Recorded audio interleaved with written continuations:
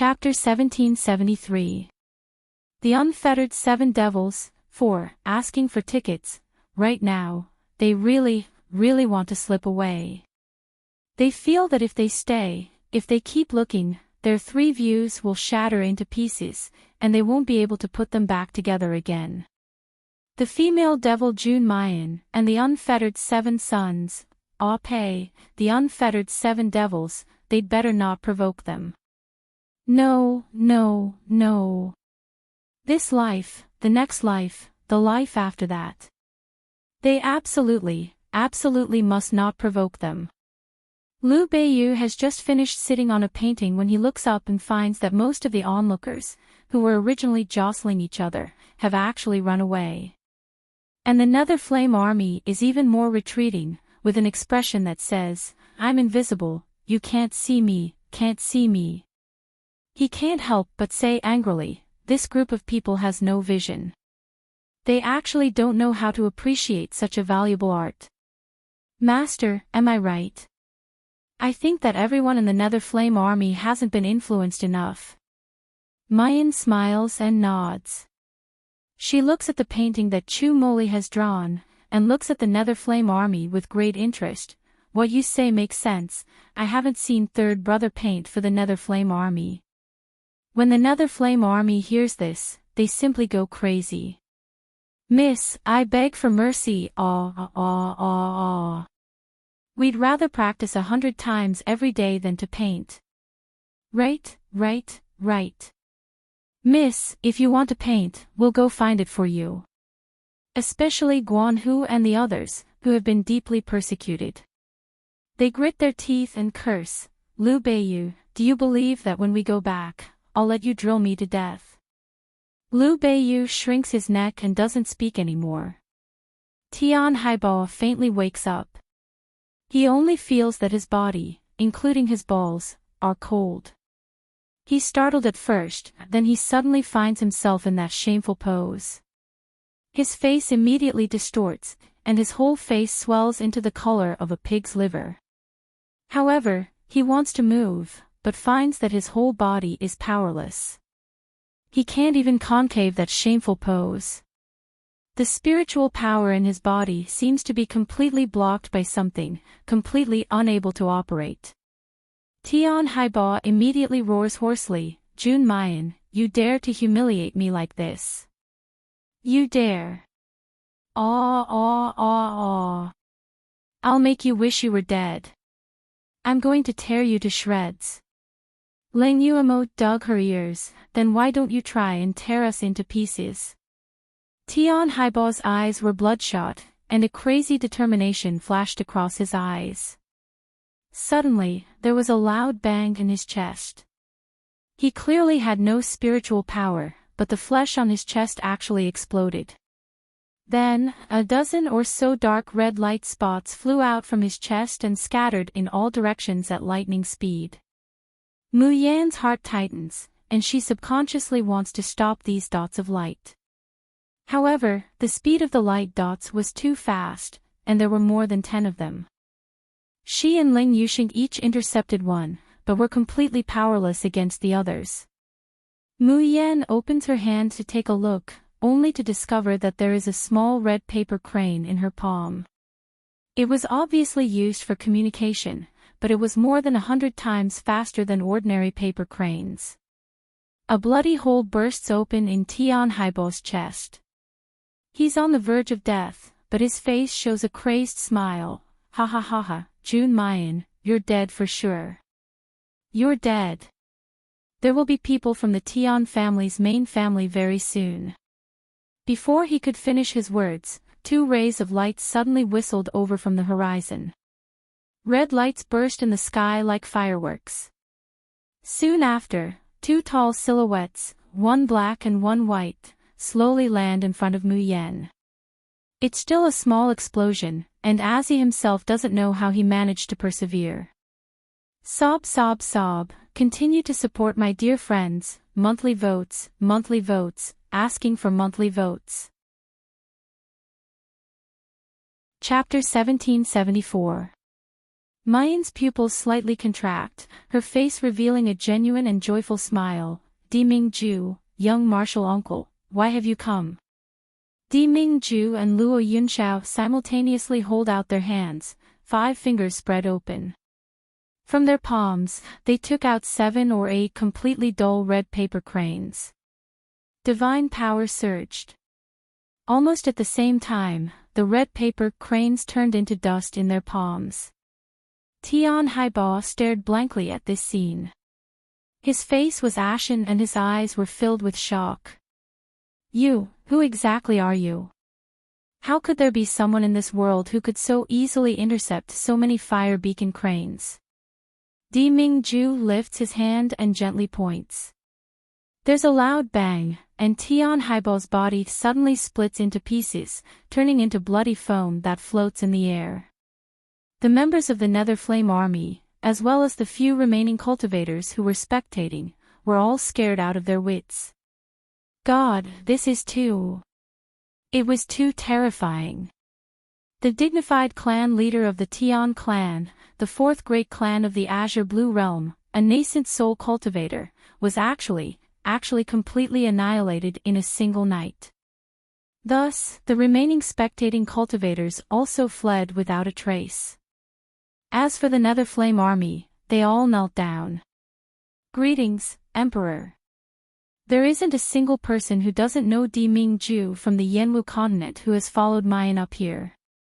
They had also tacitly accepted the fact that this man was their brother-in-law. Of course, in the hearts of the people of Hellflame Valley, even if Di Mingju was so valiant, even if they called Di Mingju Di Jun, the strongest and most awesome person was still their young miss. As for Di Mingju, in their minds, rather than saying that he is a mysterious and powerful monarch, it would be better to say that he is the son-in-law of Hellfire Valley.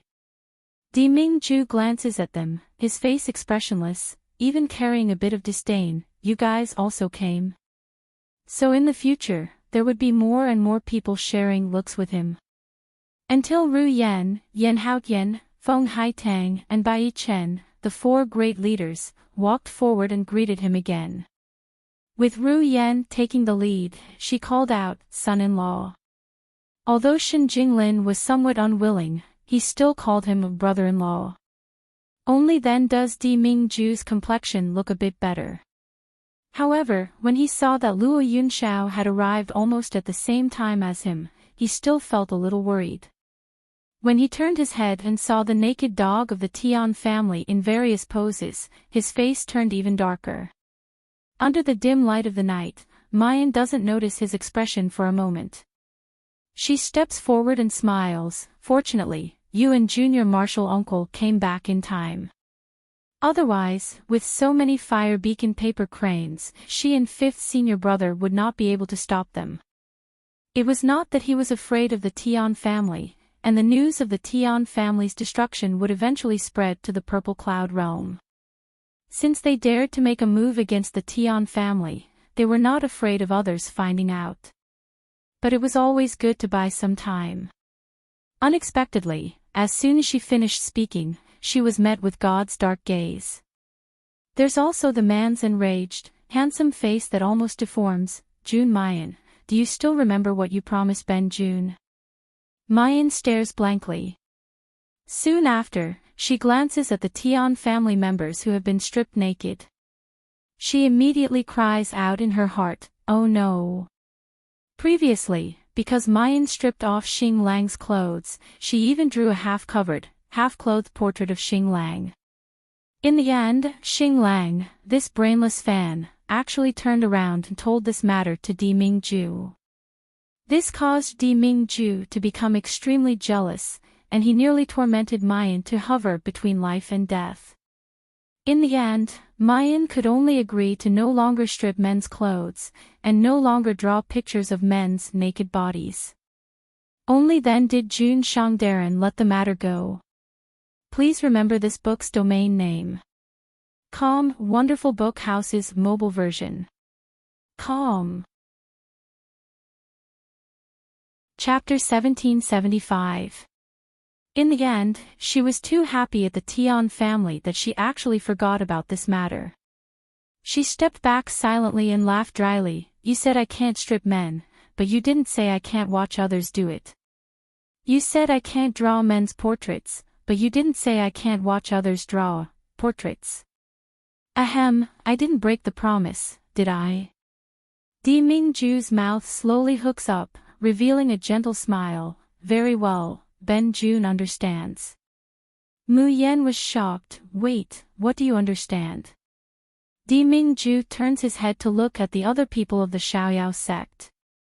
He says unhurriedly, it seems that Ben Jun gave you too little homework, that's why you had time to draw these things. The members of the Xiaoyao sect, who had been fearless just a moment ago, suddenly shivered when they saw Instructor Mo's death stare. Their souls were almost scared out of their wits. Mr. Mo, we were wrong. We won't dare to do it again. We beg for mercy. Little martial uncle, save us. Sob, sob, sob, that's right. Little martial uncle, our daily cultivation tasks are already enough to make ordinary people die 100 times. If it continues to increase, we'll all be dead. Chu Moli couldn't help but shake his head. Did these idiots know who they were begging? If Uncle was willing to let them go, he would write his name backwards. As expected, Luo Yinxiao's gaze moved from the naked dogs of the Tian clan to Mu Yen, and then to the Xiaoyao sect people who were begging for mercy. On his incomparably handsome face, a gentle smile that could turn all living things upside down appeared. Indeed, I'm quite free. From tomorrow onwards, everyone will have 20 more sword chi in the blood-slaughtering sword matrix. Chiwen jumped out and laughed. Who asked you to be so arrogant? Who asked you to do such an interesting thing without me? Ha ha ha ha. You are dead this time. Ha ha ha ha. The only 2 teachers of the Alcade branch had returned. If the whole Starry School heard the news, they would definitely go crazy. However, at this moment, everyone from the Xiaoyao sect, including Mu Yen, only wanted to die. The next morning, Nalan Qing just got up and asked the housekeeper, is there a reply from Tian Haibo? Housekeeper Nalan smiled, not yet. I'm afraid that Tian Haibo is already so angry that he doesn't even want to reply to you. However, we've already spoken to him. No matter what, he will not dare to do anything to Miss June and the Starry School. Nalan Qing, he can try. Just because the Tian family had developed a little faster in the past few years, did he really think that he could be lawless and look down on everyone? This June Mayan is my family's Yin-Yan savior. Her son is my Yin-Yan's oldest brother, and she can also make Yin-Yan's cultivation progress so quickly. I absolutely cannot let this scum Tian Haibo get hurt. Housekeeper Nalan said, Master, don't worry. I've already sent people to the Nalan clan to transfer people over. They'll definitely guard the Starry School during this period. If Tian Haibo really dares to act recklessly, we'll let him know who exactly is the #1 family of the Azure Blue world. Nalan Qing nods in satisfaction. He's just about to go next door and bring his Yen along to go to the Alcade branch to look for Jun Mayan and Xiao Bao. However, just as he stepped out of the door, he saw Murong Bai hurriedly running over. Upon seeing Nalan Qing, he immediately shouted, Brother Nalan, do you know what happened last night? Please remember the domain name of this book.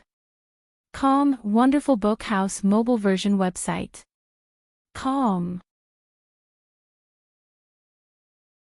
Chapter 1776. Nalan Qing is confused. What do you mean, what happened? Tian family. Tian family, Nalan Qing's expression turns cold. Could it be that Tian Haibo still dares to make a move against Yaoguang branch's people? Hearing his question, Murong Bai's expression is somewhat indescribable. At this time, Duan Xiangyang, Lu Zhenjiang, and Feng Yi, who lived nearby, also heard the commotion and rushed out. Duan Xiangyang makes a big fuss. Could it be that Tian Haibao really ate a bear's heart and a leopard's skull? He didn't even pay attention to the 5 great families' warning. No. Murongbai stifled for a long time before he spits out the words with difficulty. It's exactly the opposite of what you think. Last night, the Tian family was wiped out. Nailan Qing and the others stare blankly. What? The Tian family was wiped out? Is it what they think it means? Murongbai swallows and continues. Moreover, it was the Xiaoyao 7 and the Nether Fire Army that wiped out the Tian family. What? Brother Murong, you're not joking, are you? That's the Tian family that is as famous as us. The Tian family that has a nascent soul expert. Even if they lost 2,000 Tian troops, how could the Xiaoyao squad's children wipe them out? Murongbai wipes his face and smiles bitterly. I didn't believe it at first, but you also know that my Murong family has a winery near the Tian family's Tian Luo city. The manager of my winery sent me a messenger crane overnight. He saw the scene last night with his own eyes and heard it with his own ears. It's absolutely true. It was the Nether Fire Army that wiped out the Tian family's remaining subordinates, and the Xiaoyao squad that killed Tian Haibao's trump card, the 10-peak Jindan puppets. And Jun Mayan, she defeated the nascent soul stage Tian Haibao by herself with her fasting stage cultivation. Everyone present sucked in a cold breath at the same time. They want to question, want to refute, want to say that this is impossible. But Murongbai's expression tells them that he would never lie about this kind of thing.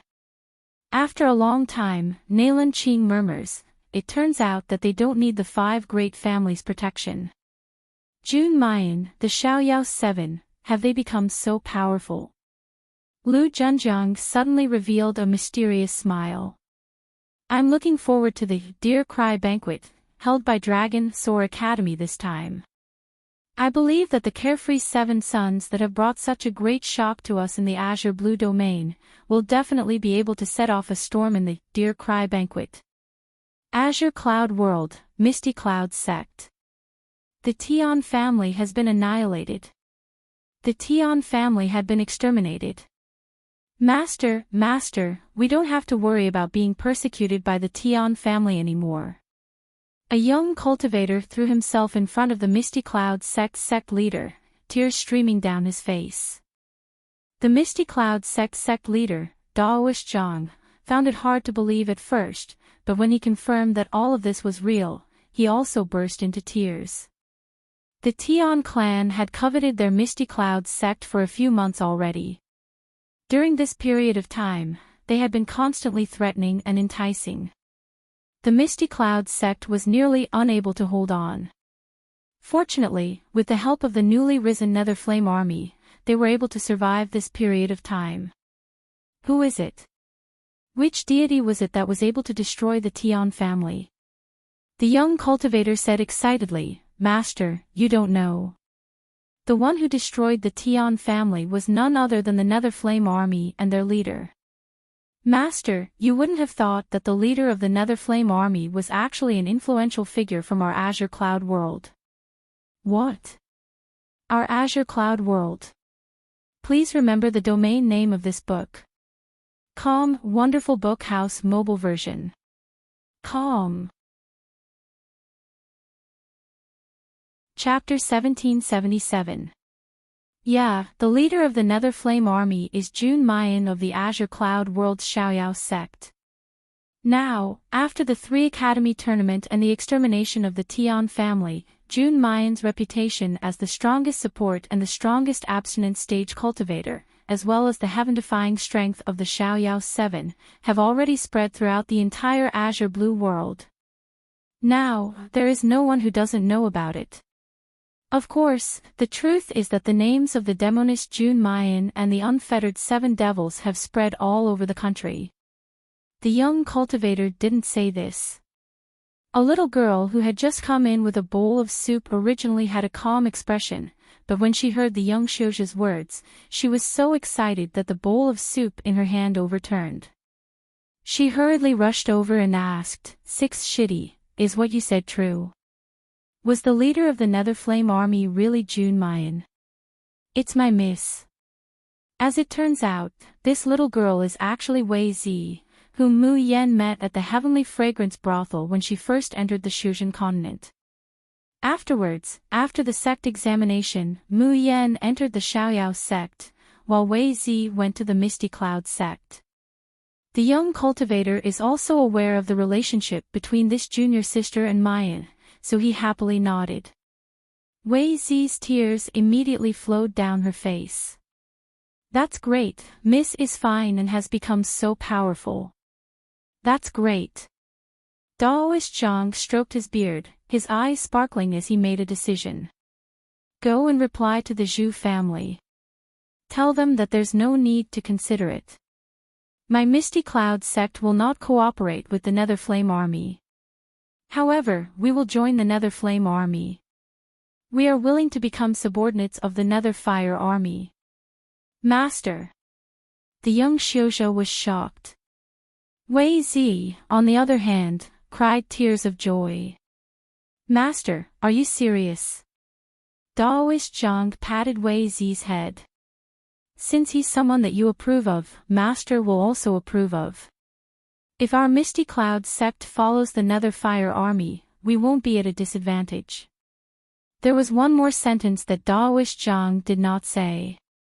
June Mayan and the Xiaoyao Seven Sons, with their fasting stage cultivation, led a group of cultivators whose average cultivation was no more than the third level of fasting, and were actually able to exterminate the Tian family, the fourth largest family in the Azure Blue world. This kind of heaven-defying and strength was something that ordinary people could never achieve. Perhaps one day, they would set off a monstrous wave in the entire cultivation world. Currently, he was only helping the Misty Cloud sect choose a side in advance, making a bet in advance. On the bustling streets of the Azure Cloud world, Yi Huan and the others, who were also acquainted with Mu Yen in the sect selection, were boasting wildly. "Do you know about the famous female devil June Mayan of Min LV, Qin Yun, and Kanglan realms? That's our boss. That's an old friendship that's been established since the sect selection." "That's right. That was when we realized how awesome Boss June was. She was invincible in the selection and no one was a match for her. What greeted them was everyone's envious and jealous gazes. She's actually acquainted with June Mayan, Azure Blue World's #1 support and #1 fasting cultivator. How enviable." After Yi Huan finished showing off, he said with longing in his eyes, "Since the Netherflame army is the army boss's subordinate, then I've decided to join the Netherflame army. I wonder if the Netherflame army is still recruiting. I'm going to. We'll follow Boss June to the end of our lives. We'll follow Boss June to the death." Azure Cloud World's Fire sect, oh my god. Have you heard that the female devil June Mayan of the Starry School and the Xiaoyao Seven Demons destroyed the Tian family, the fourth largest family in the Azure Blue world? Yes. In less than a day, the news has already spread like wildfire. Please remember the domain name of this book. Com, Wonderful Book House mobile version. Com. Chapter 1778. How long has it been since our Min Lu, Azure Cloud and Azure Blue domains had such explosive news? A large family clan. To think that it was so easily destroyed. I remember that our Fire sect's elder Qian Feng had a grudge with that demonist June Mayan. I heard that elder Qian Feng wants his crippled nephew to marry June Imosia. The gossipy Fire sect disciples looked at each other and shuddered. Will we suffer June Mayan's revenge one day because of elder Qian Feng? And at this moment, Qian Feng, who had received the news that the Fire sect had expelled him from the sect, nearly vomited blood and fainted. If he had known earlier, if he had known that this day would come, he would have killed his nephew with his own hands rather than provoke that malefic June Mayan.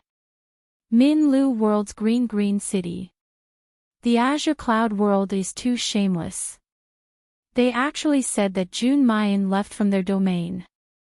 Pooey, it was clearly from our Min Lu world. That's right. Back then, when that demoness June Mayan destroyed the Ning family, I witnessed it with my own eyes. Yes, June Mayan is definitely someone from our Min Lu world.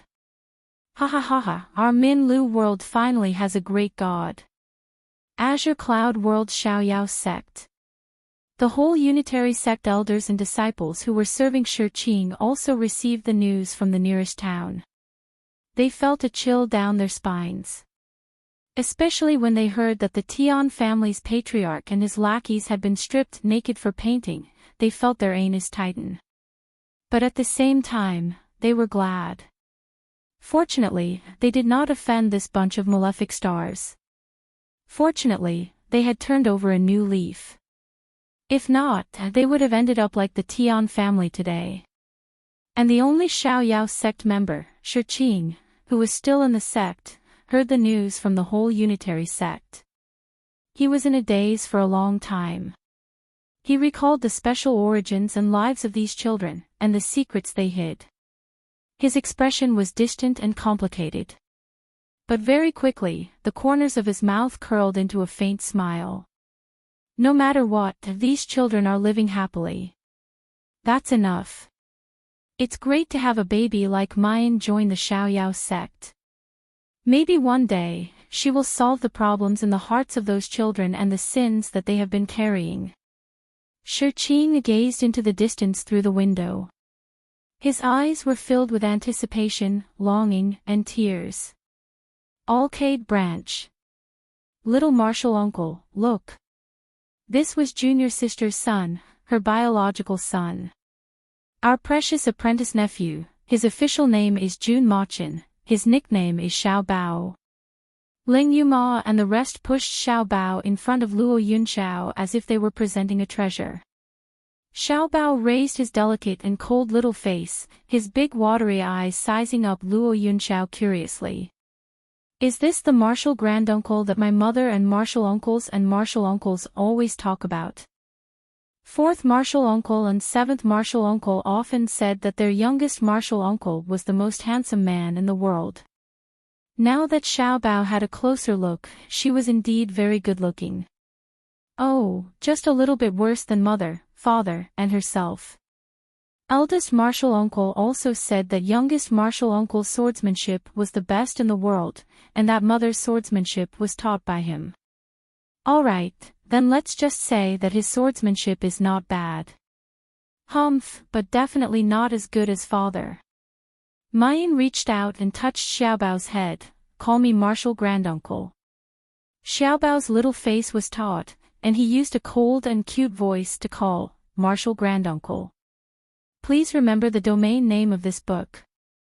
Calm, Wonderful Book House mobile version. Calm. Chapter 1779. The people of the Xiaoyao sect have always respected each other's privacy and secrets. Why did Mu Yan have a child out of wedlock? Why did she have a 5-year-old child at such a young age? Apart from the initial shock and curiosity, the people of the Xiaoyao sect didn't ask any more questions. Just like Ling Yuxing, no one in the Xiaoyao sect would aggressively ask about the past between him and Ouyang Qing. They only needed to know that no matter what kind of background they had or what kind of past they had, there would always be a group of brothers behind them who were more like family than family to support and protect them. That was enough. Luo Yunxiao is the same. Hearing that Xiao Bao is Mu Yan's biological son, his eyes flash with a touch of shock, followed by a well-concealed heartache. Xiao Bao's name is Jun Machin, and he follows Mu Yan's surname. When Xiao Bao was 5 years old, Mu Yan was only 20 years old. No matter who Xiao Bao's father is, it must be an unbearable past for Mu Yan. Luo Yunxiao touches Xiao Bao's head with rare gentleness. Then, she takes out a lot of greeting gifts. However, when the people of the Xiaoyao sect see these greeting gifts, they all shiver. Sword array board, swordsmanship, cultivation method, foundation of arrays. It's full, like a small mountain. The key is that the array board of the blood slaughter sword array has 70 sword chi. It's exactly the same as when they just added 20 sword chi. God, didn't little uncle notice that Xiao Bao is only 5 years old? Was little martial uncle going to tire their precious martial nephew to death the moment they met? Different from the people of the Xiaoyao sect, Xiao Bao sees a lot of array boards, swordsmanship, and cultivation method. However, a rare smile appeared on her icy cold face. His blue eyes, which were full of doubt and vigilance, now show a sense of intimacy. Luo Yunxiao is the first person besides Di Mingju who doesn't treat him as a child. Moreover, when he gets closer, he finds that Luo Yunxiao has an inexplicably familiar aura. Xiao Bao feels that he likes this granduncle a little. Di Mingju returns to the Yaoguang branch after finishing his business. He sees his fiancée smiling at Luo Yunxiao. Her son was sweating profusely. He had just put away the Bixia sword and looked up at Luo Yunxiao with a trace of admiration. Jun Shang Darren's heart immediately goes cold. That sea of vinegar that he had just suppressed starts to boil like magma again. He slowly walked forward. Mayan seems to sense something and turns around to look at him. However, before she could react, she was already in the man's arms.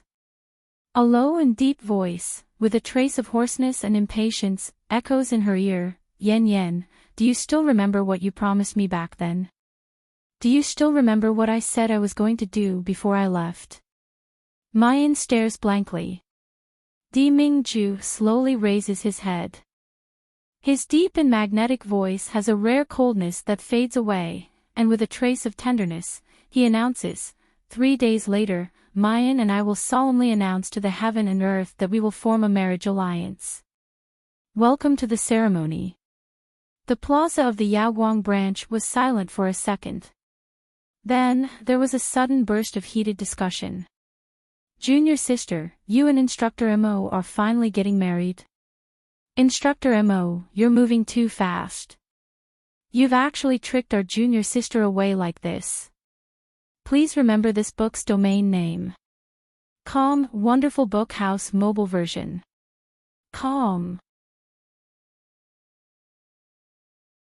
Chapter 1780. Announcing to the heavens and earth, the marriage alliance. 2. The members of the Dark Flame Army have followed Mayan all the way from the Yanwu continent, and they have all witnessed the course of the relationship between the two. They can't help but smile and kneel down. Congratulations, Miss. Congratulations, Emperor. Mayan glares at Di Mingju, and secretly pinches a certain someone's waist. She grits her teeth and says in a low voice, "Why didn't you tell me before announcing it?" Di Mingju bends down, and softly says in her ear, "Could it be that Yen Yen is unwilling? Every day and every night of this monarch's life is like a year. The grand wedding naturally has to wait until you ascend to the polar domain, but with the marriage alliance, you will be this monarch's one and only wife, fully deserving of being the mistress of the polar domain. No one will be able to shake your position." Yen Yen, Ben Jun has been waiting for this day to the point of going crazy. Mayan's heart feels like it's been struck by something. It's numb and itchy, but it also carries a trace of warmth. Di Mingju nervously looks at her, a trace of unease in his eyes. "Yen Yen, are you willing to marry Ben Jun?" The corner of Mu Yan's mouth gently hooks up, her eyes rippling with bright starlight. "Haven't I already given you the answer?" Di Mingju, I am willing to marry you. What about you? Are you willing to be my husband, to stand with me through thick and thin, to live and die with me? Di Mingju slowly lowers his head, pressing it against her forehead. "Of course, my wife."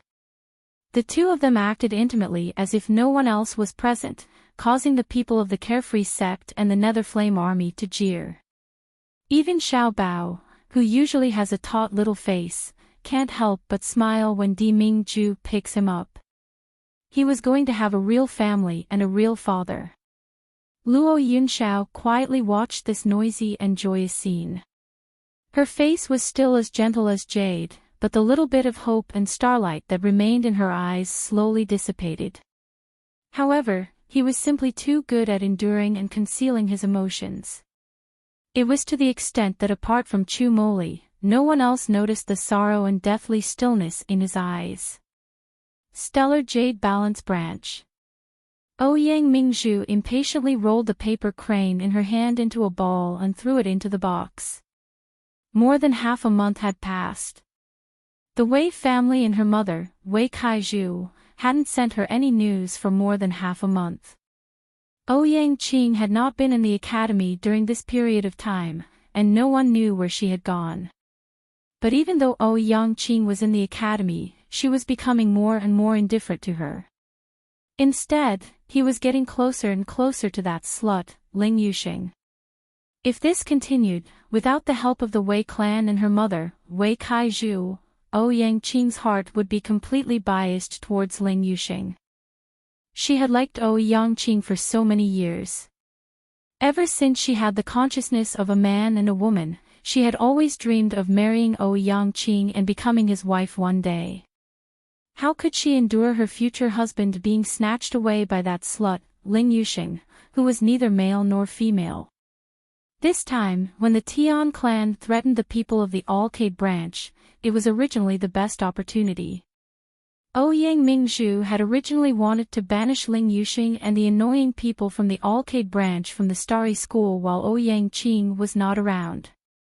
By the time Ouyang Qing returned, Ling Yuxing and the rest had long fallen into Tian Haibao's hands. Tian Haibao had always been ruthless. Jun Mayan and the people from the Alcade branch had also offended him. If they went to the Tian clan, they would definitely die a terrible death. At that time, what was done could not be undone. Even if Ouyang Qing was sad, there was nothing she could do. And she would stay by his side, soothe the pain in his heart, and finally successfully enter his heart. Chapter 1781. Her filthy background was exposed. Unexpectedly, reality poured a bucket of cold water on her. She had thought that the teachers and students who were implicated by the Alcade branch would definitely hate these troublemakers to the bone. She had stood up first to criticize Jun Mayan and the others. She would definitely stand on the moral high ground and gain the favor of more people. However, she did not expect the stubborn idiots of the Starry School to be poisoned by Jun Mayan. They were about to lose their lives, but they still swore to protect the people of the Alcade branch. The final outcome was completely out of her expectations. More than 2,000 Tian family soldiers were defeated by Jun Mayan's subordinates who came out of nowhere. The entire Starry School cheered, while the people from the Alioth branch who suggested to expel the people of the Alcade branch became street rats. Everyone even beat them up. Originally, Ouyang Mingzhu had hoped that Tian Haibao would be furious and take revenge on Jun Mayan and the others. Unexpectedly, the news that the Tian family had been destroyed by the Xiaoyao 7 and the Nether Fire Army had spread throughout the Azure Blue Realm, Green Cloud Realm and Minlu Realm. Trash. Trash. All trash. A great clan, why could they not even deal with 7 people? Ouyang Mingzhu was about to go crazy. Now, the reputation of the unfettered 7 in the academy was getting bigger and bigger. Even those who used to think that the men Ling Yuxing liked were treacherous and shameless, now cowered and didn't dare to say another word. Because if they said a few bad words about Ling Yuxing, they would be beaten up by the Xiaoyao 7's admirers. Ouyang Mingzhu walked out of the dormitory angrily and came to the teaching building of the Alioth branch. Zhang Zhener. She suddenly called a little girl in front of her in an unfriendly tone. The little girl had a round face and delicate features. Her expression was shy and inexperienced. Hearing Ouyang Mingju's call, fear appeared in her eyes and her body shrank. Zhang Zhin'er, are you deaf? Didn't you hear me calling you? Ouyang Mingju saw that the little girl did not come over immediately and her face was full of anger. She took out a whip from her storage ring and flung it at Zhang Zhin'er. This was Ouyang Mingju's daily routine in the Alioth branch. Although the Ouyang clan was not ranked among the few great clans of the Azure Blue world, her status was extremely high. However, the location of the Ouyang family just happened to be at the border between the Azure Blue world and the Purple Cloud world. To be able to establish a force in such a place and develop it, it was enough to show that the Ouyang clan was not weak in terms of strength or background. Furthermore, Ouyang Mingju had Ouyang Qing, a brother who had dominated the #1 position in the Starry School for a long time. Naturally, no one in the Alioth branch dared to offend her. Many people who were bullied by her could only be angry but did not dare to say anything. Zhang Zhin'er was hit by the barbed whip and immediately screamed.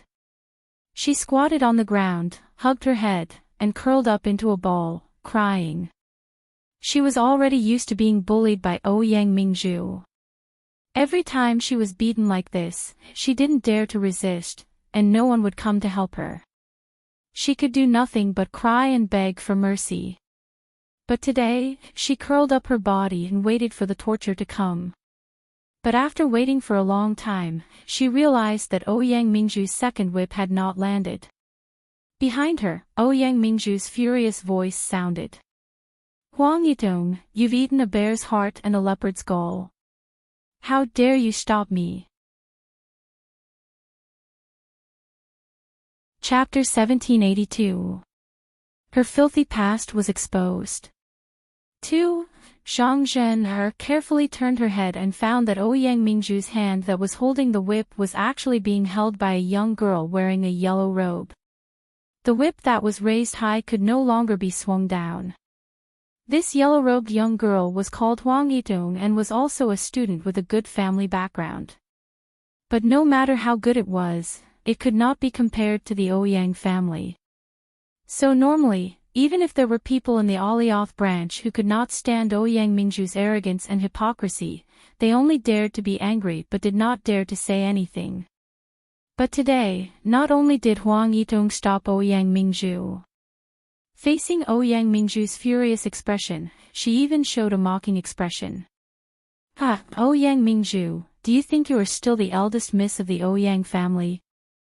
Oh, no, I said it wrong.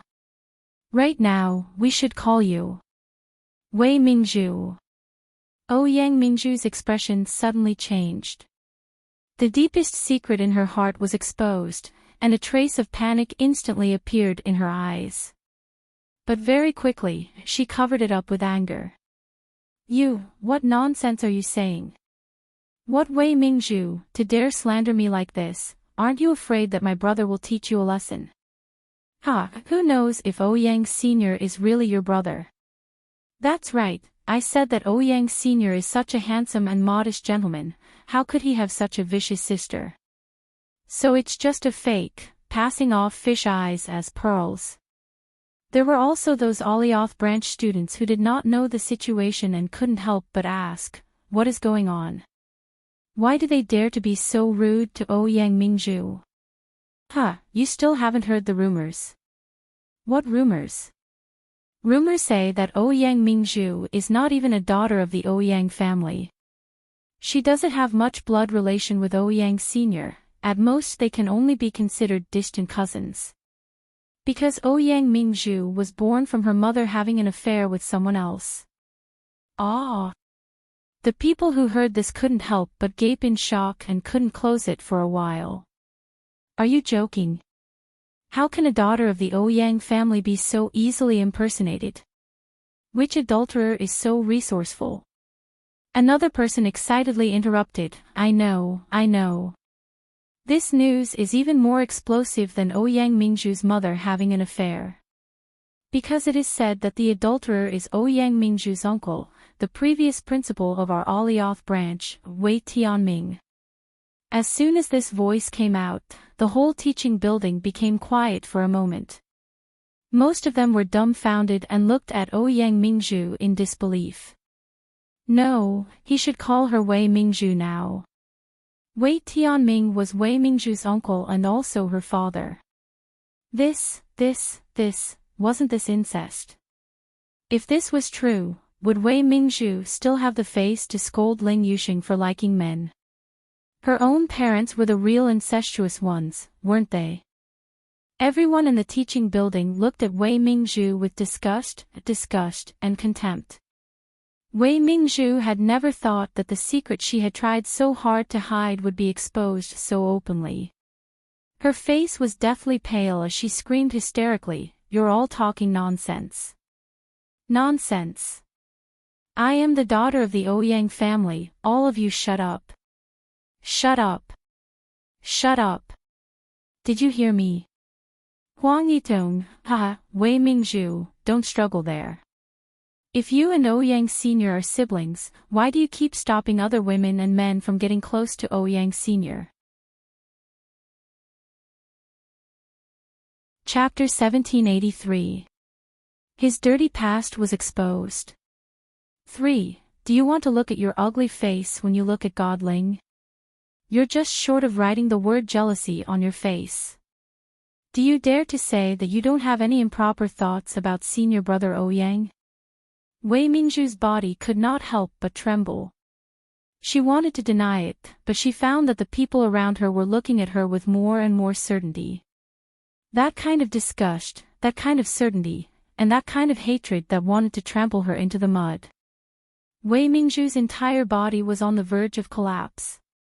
Her vision went black, and she wished for nothing more than to pass out immediately.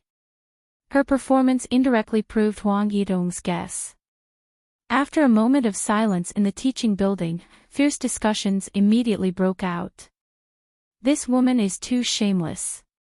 Looking at her expression, she clearly knew long ago that she wasn't a daughter of the Ouyang family, yet she still relied on the Ouyang family's background and senior brother Ouyang's reputation to strut around in our Alioth Academy. Occupying the identity of senior brother Ouyang's sister, she actually covets senior brother Ouyang. This woman is indeed as disgusting as her mother. This time, the Tian family threatened Alcade branch, and in the end, our Alioth branch suffered a calamity. Principal Liu was removed from his position, and our Alioth branch's points were all deducted. Now, when the people from the other branches see us, they mock and ridicule us. This is all thanks to this woman. That's right. If it wasn't for her constantly bewitching us and flaunting her prowess with her lackeys, offending the Xiaoyao 7, how could our Alioth branch have fallen to such a state where everyone despises us? Huang Yidong snatched the whip from Wei Mingzhu's hand and handed it to Zhang Zhin'er. Zhang Zhin'er, this woman always bullies you. Now it's your turn to take revenge. Come, beat him hard. Beat him to death, I'll give you justice. Zhang Zhin'er shivered, and the hand holding the whip trembled. How dare you? You dare. Wei Mingzhu roared. If you dare to touch me, I'll let my brother kill you. I'm the Ouyang clan's young miss, I'm already high and mighty. What are you lowly maids? And that bullshit Xiaoyao 7, that bitch Ling Yuxing, Jun Mayan, bitch. Bitch. One day, I'll tear them into pieces. Ah! Before she could finish cursing, Zhang Zhin'er suddenly raised the whip and lashed it hard on her body. With a loud crack, Wei Mingzhu's clothes were torn apart, and a bloody mark appeared on her arm. After she cried out in pain, she was dumbfounded. She couldn't believe that Zhang Zhin'er, who was as timid as a mouse, actually dared to hit her. Zhang Zhin'er's eyes were still brimming with tears. She looked very timid, but her almond-shaped eyes were sparkling with a stubborn light. I won't allow you to insult the great god Jun.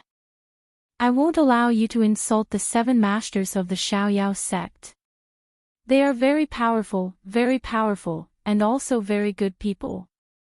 Until now, she still remembered the peerless beauty who looked at her with a gentle gaze and asked a gentle question, "What's your name?" If one day, young Master Yun Xiao tells you that he likes men, would you think that he's disgusting and a pervert? Under the gaze of that pair of eyes, Zhang Zhen'er mustered her courage for the first time to publicly express her support for her idol, young Master Yun Xiao. Later on, Alioth branch and Yaoguang branch became irreconcilable enemies. But she had always been secretly watching Yaoguang branch, supporting those 7 people. Then, her adoration for Jun Mayan and the Xiaoyao 7 became deeper and deeper, even surpassing that of young Master Yun Xiao. Chapter 1784. Her filthy past has been exposed. For, she can endure Wei Mingzhu beating her and scolding her, but she can't endure Wei Mingzhu slandering the person she respects. You actually dare to hit me. Wei Mingzhu is simply going crazy, she hysterically pounces over, her eyes bulging, her face ferocious, as if she wants to tear Zhang Zhen'er apart. "You lowly woman, you actually dare to hit me, I want to kill you. Kill you." Bang! Huang Yidong lifts her foot and ruthlessly kicks her to the ground. Wei Mingzhu's hair is disheveled, crying and shouting, "Ah, ah, ah, you dare to treat me like this, my brother will never let you off. He will kill all of you." Huang Yidong sneers, condescendingly looking at her embarrassed appearance. "Wei Mingzhu, you still don't know, right? The news that you're not Ouyang family's daughter was brought back by Ouyang Shixiang from Wei family. After Tianshu branch's people found out, they passed it to us. Now this news, I'm afraid everyone in the academy already knows. You say Ouyang Shixiang will still recognize a bastard like you as his sister?" Wei Mingzhu's eyes widen in horror, frantically shaking her head. "Impossible, impossible. Absolutely impossible. Brother won't treat me like this." Under the ridicule and abuse of the crowd, she staggers out of the classroom, heading towards Tianshu branch. Soon, Wei Mingzhu sees the person she's been longing for at the entrance of Tianshu branch. Without waiting for the spaceship to stop, she staggers down, wanting to pounce into Ouyang Qing's arms. "Boo-hoo, brother, those bastards are bullying Mingzhu, you must stand up for Mingzhu." Ah. However, the expected gentle comfort from the man doesn't appear. Ouyang Qing takes a step back with a cold face, indifferently looking at her, as if looking at a stranger. Wei Mingzhu's heart is scared by his gaze, stuttering, "Brother, what's wrong with you? Don't tell me you also heard those rumors outside." He, that kind of non-existent thing, brother won't believe it, right? How could I not be Ouyang family's daughter, not your sister? Ouyang Qing revealed a faint smile. "If I remember correctly, when my aunt was pregnant with you, she gave birth in less than 8 months. As soon as he said this, the few people who walked out of the Tianshu Branch Institute immediately sized up Wei Mingzhu with probing gazes. Wei Mingzhu felt as if her entire body was being pricked and bitten by ants. Her voice trembled as she said, "That's because mother gave birth prematurely. Brother, I have lived with you for more than 20 years. How can you not believe me? I'm your biological sister. I'll naturally find out whether it's true or not." Ouyang Qing sneered. If Wei Kaizhu and Wei Tianming really dare to mix the Ouyang family bloodline, even if father doesn't kill you, the Ouyang family's elder council will definitely not tolerate you. With that, he swept past Wei Mingzhu without hesitation and stepped onto the flying sword. The corner of his mouth curled into a cold smile. Wei Mingzhu, Wei Kaizhu, and those who had once harmed Xiaoxing and almost made him and Xiaoxing separate forever. He would not let any of them off. "Wei Mingzhu, you must be in great pain right now. Unfortunately, your pain has just begun." Wei Mingzhu stayed on the spot, crying hysterically at Ouyang Qing's back. "Brother, you have to believe me. You have to believe me. She shouted until her throat was about to break, but Enchanting didn't even turn back to look at her. Chapter 1785. Prelude to the engagement. Wei Mingzhu turned around and met the scornful eyes of the people of Tianshu Institute.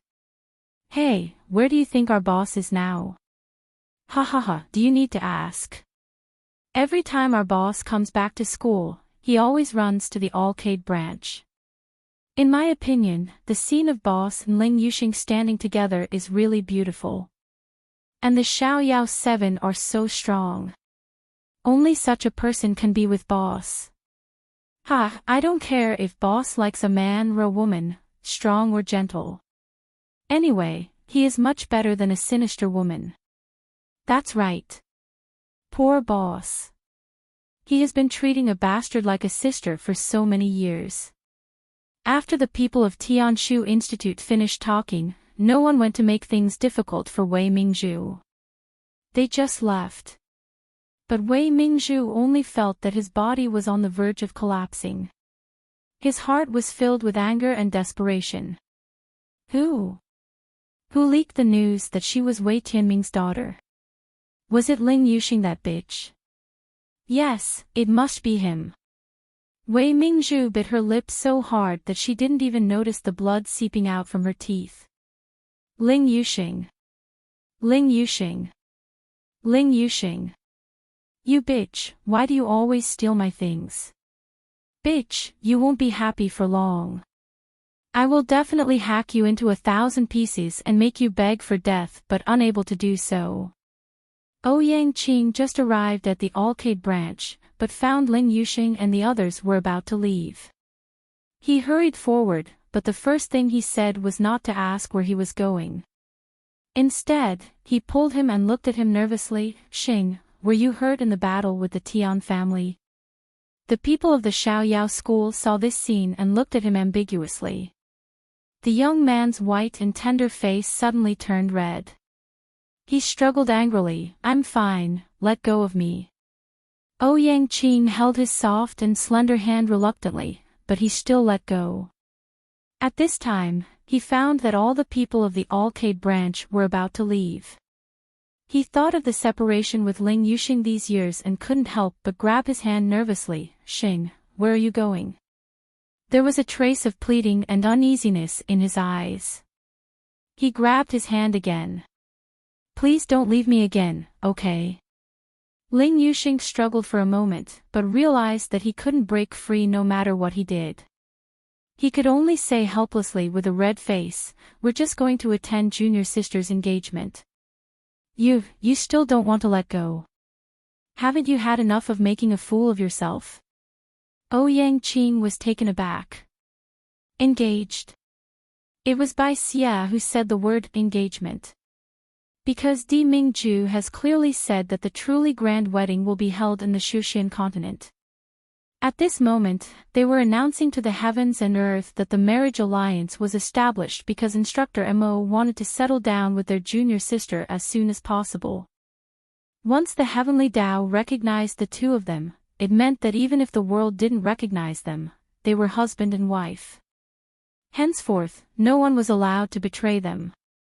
Once one goes back on the marriage alliance, one would not be tolerated by the heavens Tao, and one's cultivation would not be able to advance in the future. If they wanted to destroy the marriage alliance, both parties would have to be disheartened and be willing to sever their fate. They would have to make a vow to the heavenly Tao together. Only when the marriage alliance was destroyed would the two of them be able to regain their freedom. But for Di Mingzhu and Mu Yan, they have absolute confidence that this will never happen between them. When Bai Xia heard the process of the ceremony, he immediately sighed. Isn't this just collecting the certificate and holding the engagement party first, and then choosing a good time to get married? Chapter 1786. Prelude to the engagement ceremony. 2. Although it has not been announced to the world, we are already legally recognized as husband and wife. Bai Xia's words are very strange, and no one really understands. But it doesn't stop the people of the Xiaoyao sect from thinking that the words engagement ceremony and legally married couple are very pleasing to their ears. Di Mingju even gave Bai Xia a lot of treasures for the sword to devour. Bai Xia had made up his mind that he must use his rich second-generation young master to cling onto his father's thick thigh. The engagement ceremony is held in a very beautiful valley at the edge of the Danyang mountain range. The area of this valley is very large, and it is not a problem to accommodate tens of thousands of people. In fact, Mu Yan has already bought the entire valley to be one of the bases for the Nether Flame Army. For this, she spent almost all the crystals she robbed from the Tian family, and owed Yun Ruhan a lot of money, and barely managed to get half of the crystals for this new Nether Flame Valley. And the other half was naturally taken out by Di Mingju. Bai Xia said in amazement, "Little master, your parents are really too progressive, they even made a pre-marriage property." Yes, yes. As expected of little master's mother. However, what Bai Xia didn't expect was that this newly purchased Nether Flame Valley is not under Mu Yan's name, nor is it under Di Mingju's name, but under Xiao Bao's. When Xiao Bao received the Jade Token, an official document that represent the identity of the Valley Master, he was still expressionless. Mother always gives him the best things, and he is already used to it. But now, he has another father. Xiao Bao touched the Jade Token and thought, how can I quickly become stronger, grow up quickly, and give the best things to mother and father as soon as possible? Bai Xia is so happy that he almost fainted, so the most awesome one is you, little master. This sword spirit is so lucky to actually hug such a thick golden thigh. Ha ha ha. Mu Yan walked out of the blood slaughter sword array that has already added 130 sword chi. Her whole body is drenched in sweat, and she almost kneels on the ground. The blood slaughter sword array with 130 sword chi is really too scary. Thinking of little martial uncle's unsatisfied look as he continued to study the sword array, Mu Yan can't help but shiver. Right at this moment, a slender jade-like hand holding a cup of water passed it to her.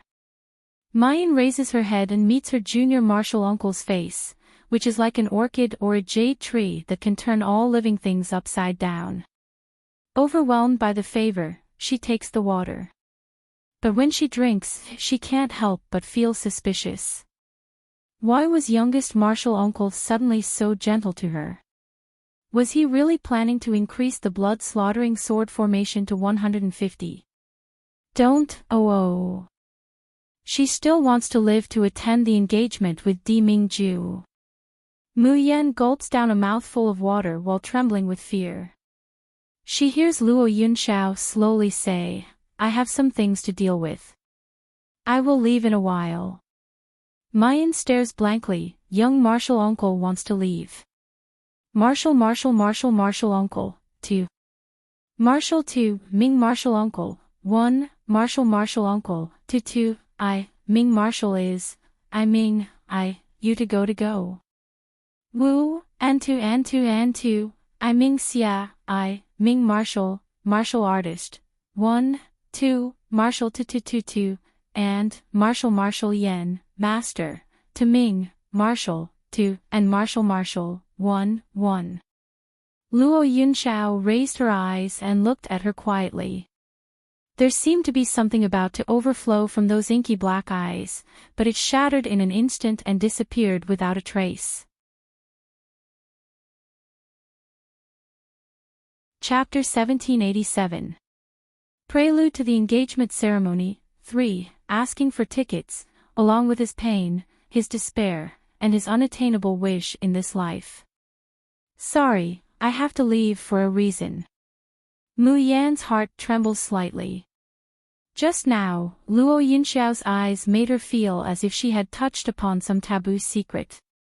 However, in the blink of an eye, it disappears without a trace. This time, Luo Yunxiao doesn't give Mu Yan any cultivation books and sword arrays. Instead, he hands Mu Yan a small, dark green, jade-like sword. Mu Yan curiously takes the small sword and looks at it. However, the moment she touches it, her whole body trembles. In a trance, she has an intuition that this small sword is very, very valuable, so valuable that she can't imagine it at all. Young martial uncle, I can't. Not waiting for Mu Yan to refuse, she hears the man's gurgling voice, just take it as my engagement gift to you. Before Mu Yan can react, Luo Yunxiao's figure is already dozens of feet away from her.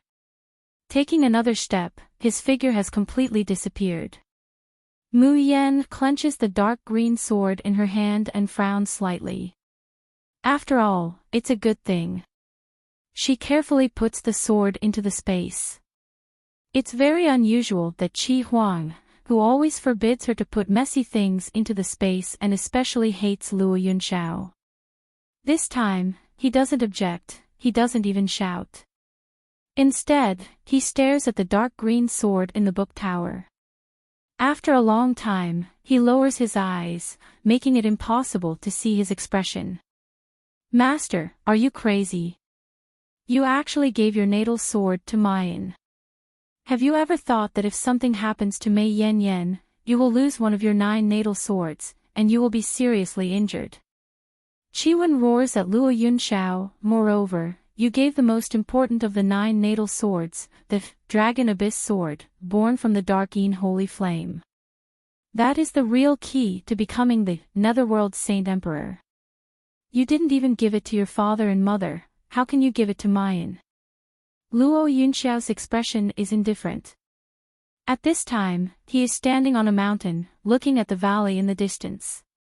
From here, he can clearly see the scene of Mayan and Di Mingju's engagement. But Mu Yan, who was in the valley, absolutely could not see him clearly. Hearing Qi Wen's questions, Luo Yunxiao was silent for a long time before she said slowly, the Dragon Abyss Sword is always with her. It's the best way to help her break through the domain realm and condense her sword heart. The Shushin continent is constantly changing, and the path she wants to take is definitely not a smooth one. I hope that the Dragon Abyss Sword can help her. Qi Wen, help her, help her, help her. Master, why are you so stupid? If you like it, then go and fight for it. Why did he have to watch her fall into someone else's arms? You've done so much for her, yet you refuse to let her know. How could I have such a stupid master like you? The corners of Luo Yunxiao's lips curled up, revealing a self-mocking smile. He opened his hand and looked at his palm. A black underworld Yin's sacred flame slowly ignited and disappeared in an instant. His voice was low and deep, with infinite desolation. So what if I snatch it? So what if he fought for it? For someone like me, even if I snatch her away, can I give her happiness? Just after the Su hour of the night, the new underworld Flame Valley is decorated with lanterns and colorful banners. This valley is located in a remote area, but the scenery is incomparably beautiful. Behind the underworld Flame Valley, there is a waterfall flowing down. In the middle of the valley, there is a beautiful orchard. The flowers are blooming at this time, exuding a faint fragrance. Because of the tragic cervical spondylosis, Zi ran to ask for a leave from the editor. Then, after the dear editor gave Zi a bunch of ways to protect the cervical vertebra, she resolutely waved the whip and continued to urge him to write. In the end, the editor won. Monthly votes, asking for monthly votes. It is estimated that only monthly votes can comfort Zi's miserable cervical vertebra now. Here is the way to prevent cervical spondylosis: don't lower your head, don't lower your head, don't lower your head for a long time. Chapter 1788. Predestined for 3 lives, Marriage Alliance. 1. In front of the orchard, there is a blue lake.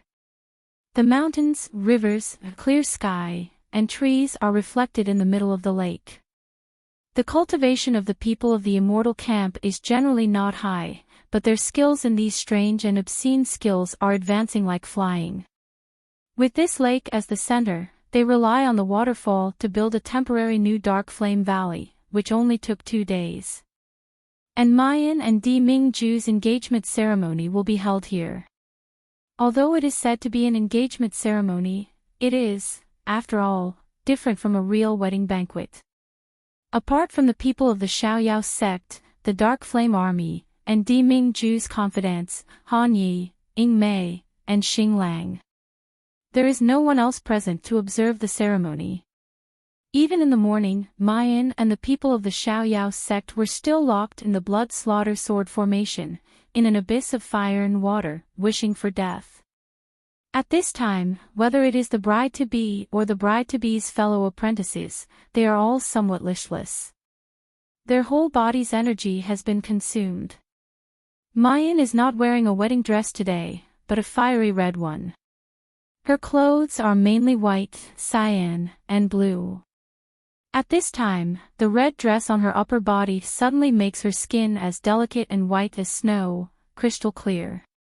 That pair of watery, peach blossom eyes, with a trace of tiredness, seem to be squinting but not squinting, seemingly open but not open. When the corners of her lips are slightly raised, even the corners of her eyes are slightly raised. Her whole person is filled with a romantic charm. Her every movement is a devastatingly beautiful woman, able to hook away people's souls. Suddenly, Mayan's eyes slightly widen, staring at the man who is striding over in front of her. The tall and handsome man has changed into a new robe at some point. The red background is embroidered with golden cloud patterns. It seems like a groom's dress, but also like a crown of a superior. The man's already outstanding and perfect appearance is even more like a god, with the bearing of a dragon and the bearing of a phoenix, natural and innate. Many girls in the Dark Flame Army can't help but blush. If they hadn't seen it with their own eyes, they simply couldn't believe that there could be such an outstanding man like Di Jun in this world. Only this kind of man was worthy of their stunning young miss. The man, who was usually cold and dignified, had an uncontrollable joy and gentleness flowing from the corners of his eyes even though his face was still taut. Especially when he saw Mu Yen, who was dressed in red and was as beautiful as fire, his eyes fiercely deepened, and then suddenly ignited a blazing flame. Di Mingju steps forward in large strides, pulling Mayan into his embrace.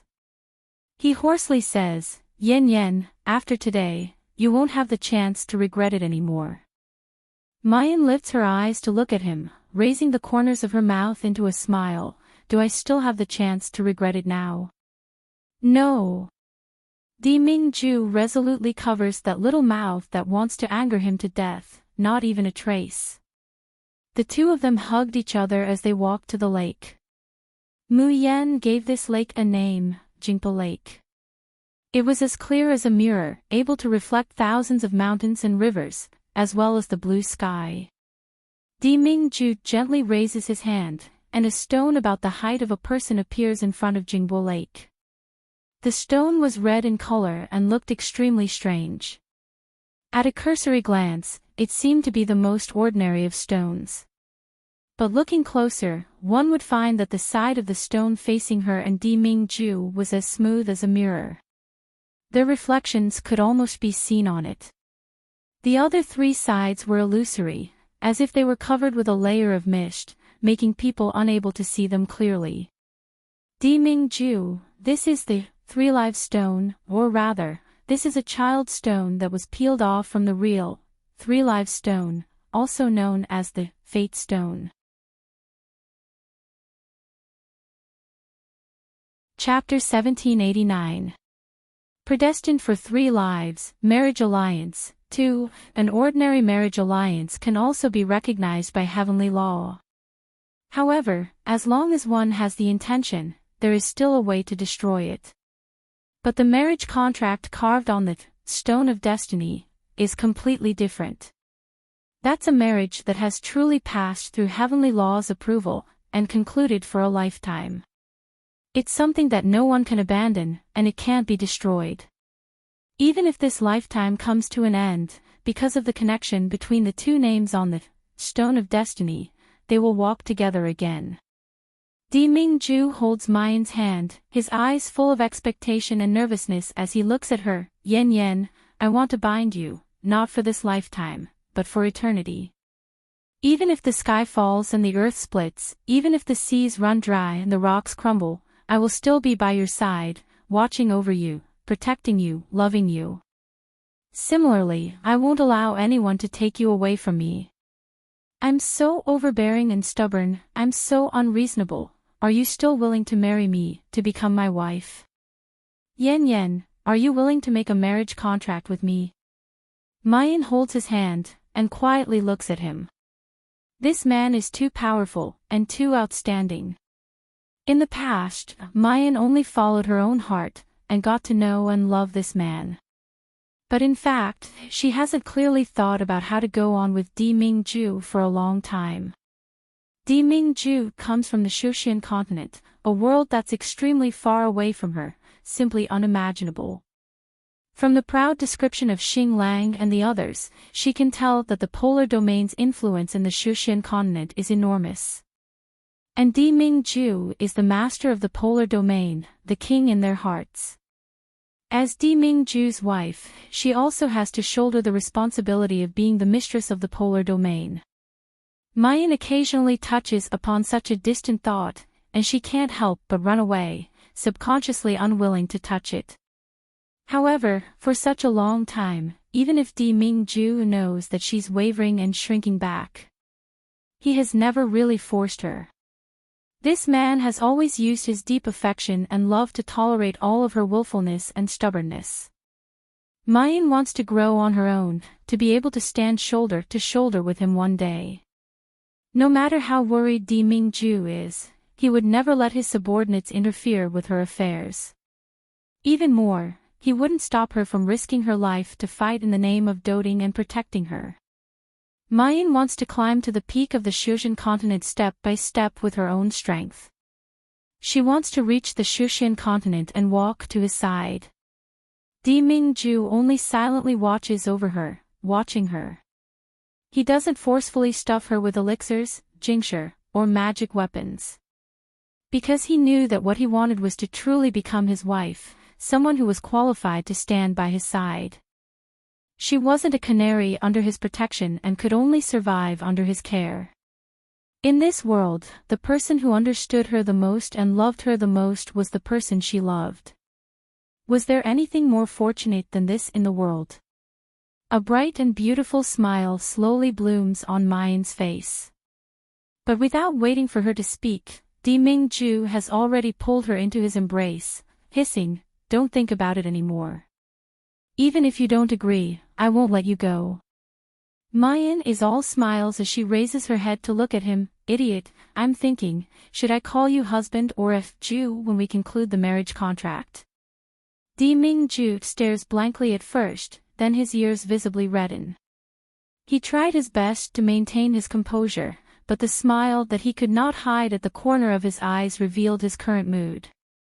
He bends down, using a low and husky voice to softly say in Mayan's ear. Chapter 1790.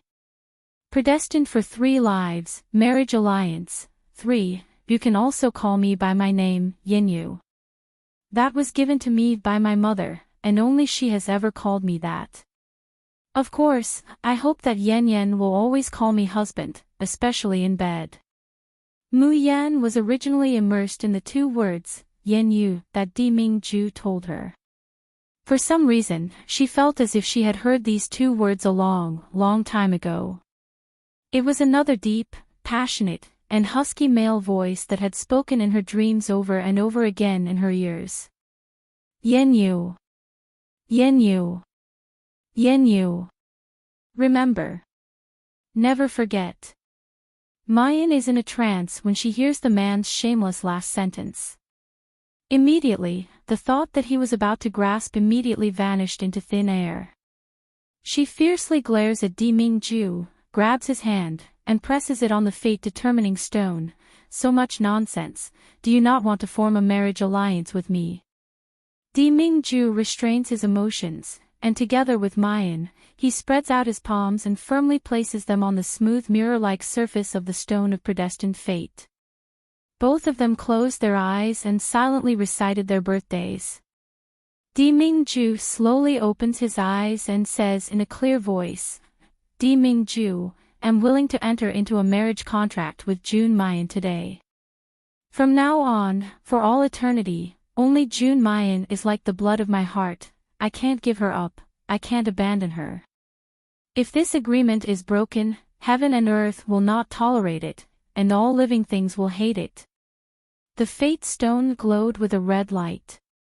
It flickered gently as if it was breathing, as if it was waiting for something. Mayan also opens her eyes, and with a clear voice, she says, June Mayan, today wish to enter into a marriage contract with Demingju. Henceforth, for all eternity, we will never be separated. If I break this agreement, I will be forsaken by both man and God. As soon as she finished speaking, her spiritual power and divine sense poured into the fate stone. The flickering red light of the fate stone suddenly turned into a dazzling light. Then, a ball of light floated out from the glossy red mirror. The ball of light slowly stretches out, turning into a long red thread. It pierces through Demingju's chest, wrapping around his heart. The other end penetrates Mu Yan's chest, and similarly twines around his heart. However, at the next moment, something strange happened. The red line that pierced through Mu Yan's chest was actually bounced out by an invisible force. Mayan stares blankly, and subconsciously reaches out to grab the red thread. However, on the back of her hand, a red light began to shine. The light slowly converged into a red, concentric pattern on her fair skin.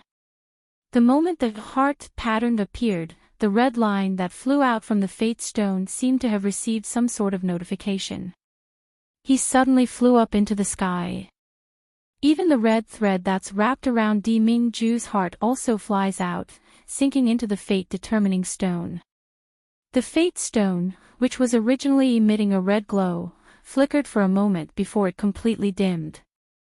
Mu Yan was dumbfounded. What's going on? It's very obvious that the marriage contract between her and Demingju was not successful. But why did the red thread pop out from her body? What was the same heart mark on the back of her hand? Mu Yan blankly raised her head, but in the next moment, her heart suddenly jumped. Because the man standing opposite her had an indescribably ugly expression on his face. His eyes were filled with shock, anger, and pain. Mu Yan had never seen Demingju lose his composure like this. She couldn't help but step forward, wanting to grab Demingju's hand. What's going on? However, before her hand could touch Demingju. Chapter 1791. If you go, never come back. 1. She hears the incredulous voice of the star wolf beside her, unable to form a marriage contract. June Mayan, you already have a marriage contract. What? Mu Yan was shocked. I already have a marriage contract. How come I don't know? Star Wolf gnashed his teeth as he glared fiercely at her. The killing intent in his eyes seemed to want to tear her into pieces.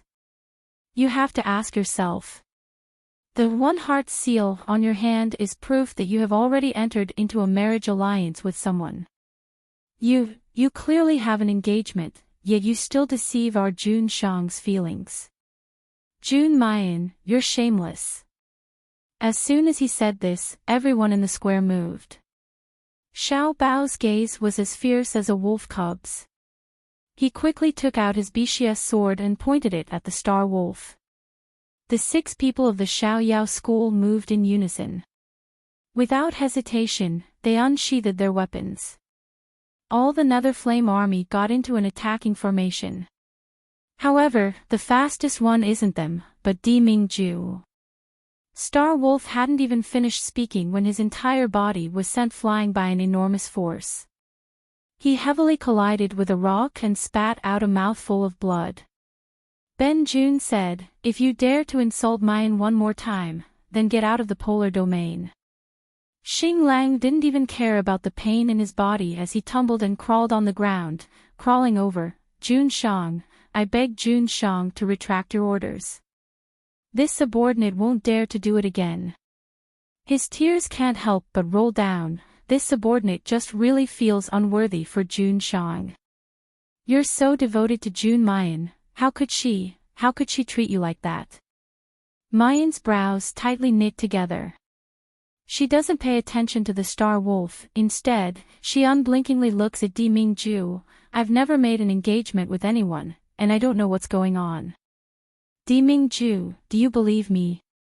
She walked towards the man and reached out to grab his hand. However, just as the two people's fingers touch, Di Mingju suddenly takes a step back, as if he's pricked by something. The light flickering in his eyes was too intense and complicated. There was pain, jealousy, unwillingness, and a world-destroying killing intent. The air around them began to stir. The ground of Hellflame Valley began to shake violently. The calm surface of the lake seemed to be boiling and burning with magma, bubbling non-stop. Di Mingju suddenly turns around, wanting to leave. He was afraid that if he stayed any longer, he wouldn't be able to stop himself from destroying everything around him, causing the entire continent to collapse. He's even more afraid of hurting Yan Yan.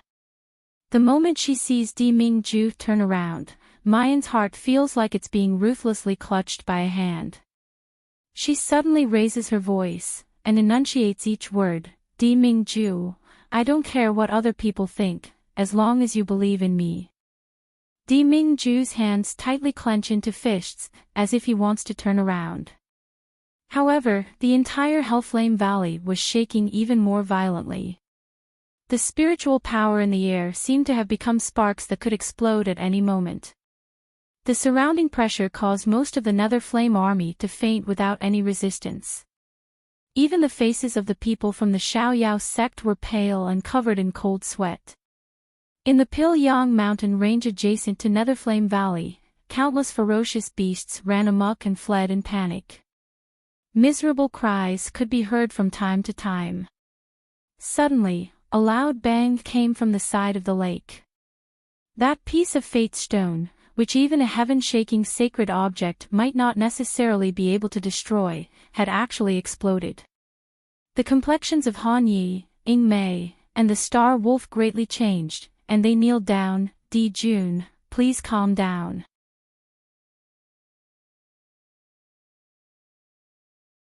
Chapter 1792. If you go, don't ever come back. 2. Di Mingju closes his eyes, and his figure slowly disappears. Mu Yen stares at his disappearing figure in a daze. She slowly lowers her eyes, the corners of her mouth hooking up into a self-deprecating smile. "Mother." Xiao Bao tightly hugs Mayan's thigh, raising his head to look at her. His big watery eyes are filled with worry. "Nyangqin, don't be sad. Daddy is a scoundrel. We don't want Daddy, and Xiao Bao doesn't want Daddy either. Xiao Bao only wants to be with Nyangqin forever." Xiao Bao's voice was cold and his expression was solemn. But as she spoke, she couldn't help but tear up. Mu Yen didn't want to cry at first. Having experienced the most tragic betrayal in both her previous and current lives, she already knew that crying was the most cowardly and useless behavior. However, when she saw Xiao Bao crying uncontrollably, her eyes reddened, and she bent down to hold him in her arms. "I'm sorry, Xiao Bao. Nyangqin couldn't give you a complete family. In fact, she knows how much Xiao Bao likes his father, Di Mingju, and how much he longs to form a new family with her and Di Mingju." Xiao Bao tightly hugged her neck and buried his face in her shoulder, desperately shaking his head. "Wu Wu, no, Nyangqin is the most important person in this world to Xiao Bao. Daddy is bad. Xiao Bao doesn't want to bother with him anymore. Wu Wu Wu." Miss June, little master. Han Yi couldn't help but open his mouth. This subordinate still couldn't help but say a word of justice for June Shang. You might not understand what it means to sign the marriage contract on the Fate Stone even though you have already signed the marriage alliance. That means that if Miss June's marriage contract is not dissolved, General June will never have the chance to be with you properly. Even Ing Mei said softly, June Shang has been waiting for this day for a long time. Xing Lang hatefully says, June Mayan, do you know that ever since June Shang met you, he has been making all kinds of arrangements in the god's domain. So that one day, when you become the mistress of the polar domain, you won't encounter any obstacles. But what did you repay him with? Are you already engaged to another man? Are you worthy of June Shang? Xiao Bao spun around, his eyes bloodshot and tear-stained as he swung his evil warding sword. I won't allow you to yell at my mother. The members of the Xiao Yao sect quickly stood beside Mu Yen. Ling Yuma said coldly, you dare to shout at our junior sister again. Who cares if you are the extreme domain's sovereign emperor? This old lady will beat you up until you look for your teeth all over the ground now. Even Yun Ruhan, who was usually the most good-tempered, had a cold expression on her face. Before we figure out what happened, if anyone dares to slander our junior sister, don't blame us for being impolite. Among the Netherflame army, Bai Chen, who was the only one who did not faint, gritted his teeth and said coldly, please get out of my Netherflame valley. Mu Yen slowly exhales and stands up. Han Yi and Ing Mei look at her, wanting to say something but hesitating. Mu Yen says indifferently, you can leave. Miss June. Han Yi still wants to say something. But Mayan has already turned around and left. This time, she didn't even hold Xiao Bao's hand. She just gently stroked his head and said in a gentle voice, Mother is fine. Don't worry. I just need to be alone for a while, okay? Xiao Bao's eyes are filled with worry, but he still obediently nods. Until the door of Mu Yan's room closes, there is no sound. The people of the Xiao Yao sect then look towards the direction of Jingbo Lake. There was a piece of fate determination stone there just now, but it has already been broken into pieces.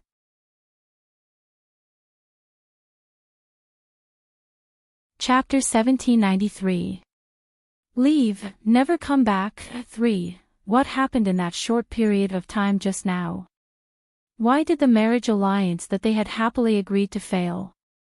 Could it be that little junior sister really had a marriage contract with someone? Who was the one who had a marriage contract with little junior sister? On the summit of the Danyang mountain range. Luo Yunxiao looks at the heart-shaped mark on the back of his hand, his eyes filled with fear. He was standing very far away from the valley, otherwise he would have been discovered by Di Mingju long ago. He could clearly see what was happening there, but he couldn't hear the voices coming from there. Luo Yunxiao didn't stay here to witness anything with his own eyes. He was just reluctant to leave, reluctant to abandon the last glimmer of hope. However, the scene of Di Mingju and Mayan forming a marriage contract and becoming a couple from then on did not happen. Clearly, there was a shocking change in the valley. The red line that flew out from the Stone of Destiny, after entering Mayan's body, was bounced out. Luo Yunxiao had seen the contract in front of the Three Lives Stone. So he clearly knew that the marriage contract between Di Mingju and Mayan had failed. But why did it fail? The heavenly Tao would never deliberately separate fated people. Among the immortals, there was no such thing as a match or not. As soon as this thought flashed through his mind, Luo Yunxiao felt his chest heat up. Then, a heart-shaped mark slowly appeared on the back of his hand. Qi Wen's cultivation wasn't as high as Luo Yunxiao's, and her divine sense and eyesight weren't as good as his. Standing so far away, she could only vaguely see the lake and waterfall of the valley. So she was completely unaware of Luo Yunxiao's shock. Noticing that the heart-shaped mark on the back of Luo Yunxiao's hand had lit up, Qi exclaimed, "Hey, it's a marriage contract." Why did it suddenly light up? Could it be that the demon lord's daughter who was stranded outside is also nearby? Luo Yunxiao's eyes suddenly widened, and his pupils contracted. His rapid breathing made his chest unconsciously heave up and down. He asked in a hoarse voice, "Qi, what did you just say?" "Qi, the marriage contract that Yin Wuji arranged for you and the demon lord's daughter is the highest level of the 3 lives stone. Within 3 years, as long as the marriage contract has not expired, the fates of the two of you will be linked together. If she activates the one heart seal for some reason, the one heart seal on your side will also be triggered." As Qi spoke, she scratched her head. "Master, don't you already know about this? Why are you asking me?" Master, what happened to you?" Why was his expression so strange? It seemed sad and happy at the same time. It was as if he had caught a glimmer of hope, but also as if he was deeply afraid of an irrecoverable ending. After a long time, he slowly closed his eyes. When he opened his eyes again, his expression had already returned to normal, and he had turned back into the bright and clear young Master Yun Xiao. Seeing him turn around and step onto the flying sword, Qi hurriedly rushed over. "Master, aren't you going to watch?" Could it be that Mei Yanyan's engagement had ended? "Where are you going, Master?" Luo Yunxiao gazed into the distance and murmured, "I want to return to the Shushin continent to confirm some things." No matter what, he had to know the identity of the woman he was engaged to. Who exactly is the daughter of Jun Shitian, the Devil Lord? As soon as Mayan enters the room, she immediately asks Qi Huang, "What's going on? Why is there a marriage contract on me? I haven't lost my memory, so I can be sure. Since I was a child, I have never married anyone, nor have I had any marriage contract. Could it be that a marriage contract can be made without my consent?"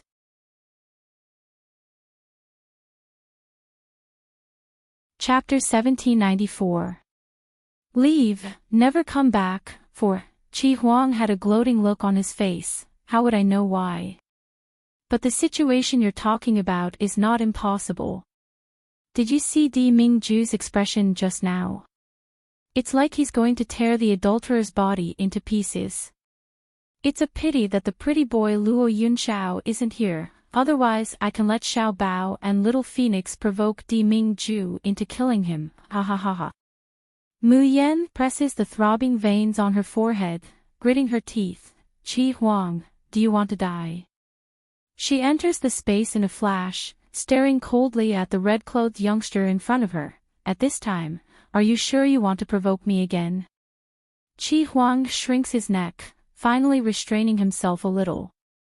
"Actually, it's not a big deal. Isn't it just a marriage alliance? Is there a need to make such a fuss?" Little Phoenix weakly interrupts, "I heard Brother Bai Xie say that if they can't make a marriage alliance, the Di Mingju can only be a lover and adulterer for a lifetime. The emperor can only be a concubine and adulterer for the rest of his life, unable to see the light of day at all. His title is not legitimate, how pitiful. What lover and adulterer? What can't see the light of day? What kind of damned adjective is Bai Xie?" Mu Yan simply can't suppress the urge to beat her own son, the sword spirit. Qi Huang bursts into laughter. That lousy sword spirit finally has the appearance of a tool spirit. To actually compare the dignified Di Mingju to a lover and adulterer, ha ha ha, too funny. Qi Xiao Huang. Alright, I'll tell you, alright. Seven Brilliant said, "If your parents had tied a marriage fate line on you when you were born, you wouldn't be able to marry them. Then, with your name, date of birth, and an object that has been stained with your aura, go to the 3 lives stone and make a contract with another person. Then the marriage line on your body will automatically be bound to that man. So, the marriage agreement will be formed." Mu Yan is dumbfounded. "You don't need my consent." And I don't know anything about it. Qi Huang spread his hands. This is a method that parents came up with in ancient times when they wanted to reunite with their children who had been separated from them. Because once the marriage line is tied, it will guide the two parties of the marriage agreement to meet. This is also a disguised form of looking for a daughter through a son-in-law. The corner of Mu Yan's mouth twitches. In order to find me, my parents sold me. Little Phoenix clenched his fists angrily. Brother Bai Xia said that arranged marriages are not good, it's futile and stubborn, we must fight back, we must support the freedom of love. Qi Huang said nonchalantly, so what? Isn't it just a marriage certificate?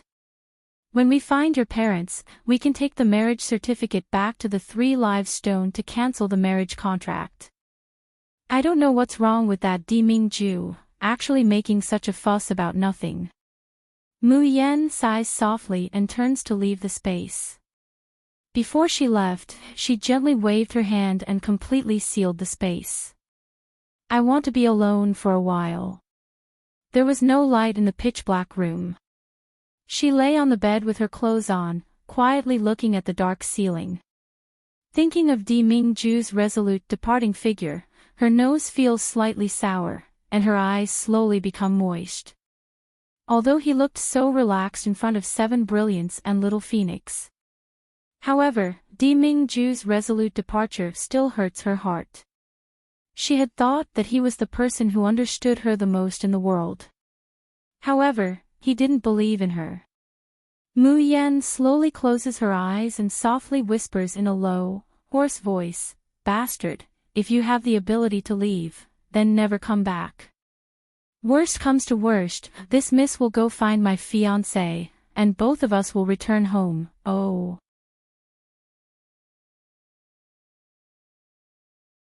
Chapter 1795. Believe it or not, asking for tickets, the moonlight coming in from the window sways. Mu Yan suddenly feels a heavy pressure on her body. Immediately after, her hands are raised high above her head, and a fiery kiss falls down like a storm. Scalding lips and tongues, reeking of alcohol and madness, as if they want to swallow her whole. At first, Mu Yan still wants to struggle, but she slowly sinks into the man's familiar breath, and her resistance turns into response.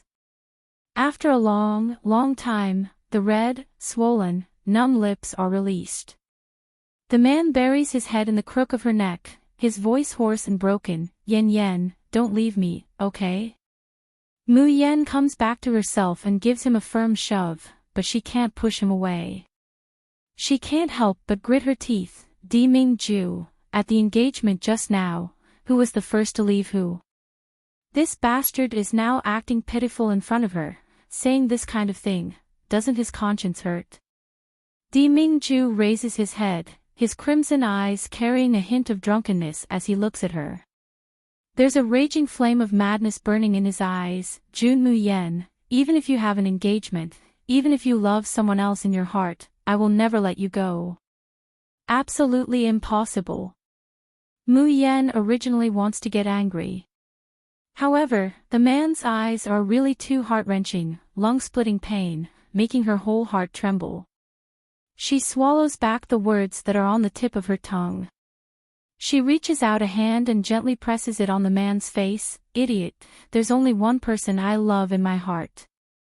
That person is called Di Mingju, when will you understand?"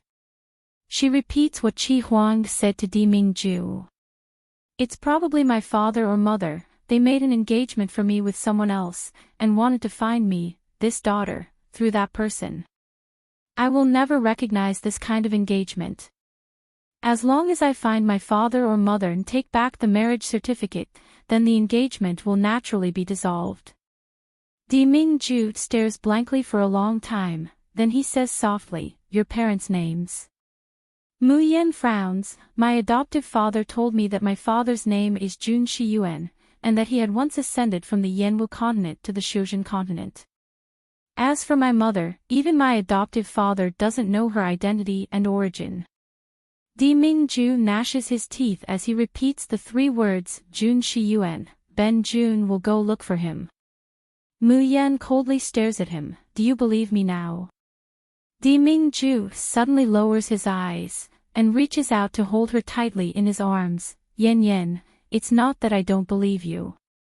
I don't believe in myself. There is one thing that Mu Yan doesn't know. The marriage contract on the stone of predestination cannot be formed. Apart from the fact that Mayan's parents have already given her a marriage contract, there is another possibility. That is, the husband that Mu Yan said was already dead, Xiao Bao's biological father, did not die. Di Mingju has never been able to forget that Mayan said that the one she loves is Xiao Bao's father. If that person did not die, if that person came back, what would Mayan choose? Would she go back to that man? Would Xiao Bao be closer to his biological father? As soon as he thinks of this possibility, Di Mingju can't control his crazed killing intent, as well as the heart-tearing and lung-splitting pain. No. Mu Yan is his wife, and Xiao Bao is his child. He will never allow anyone to take away his loved ones. In fact, Mayan already knows that the reason why Di Mingju chose to leave was because he was afraid that her rampaging divine power would hurt him, and the people of Hellflame Valley. But being abandoned like that, her heart still throbbed with pain.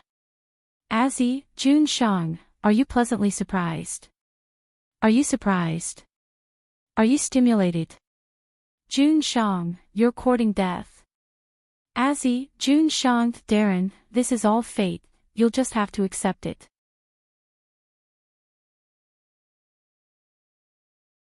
Chapter 1796. Is she kneeling on a durian? 1. Di Mingju.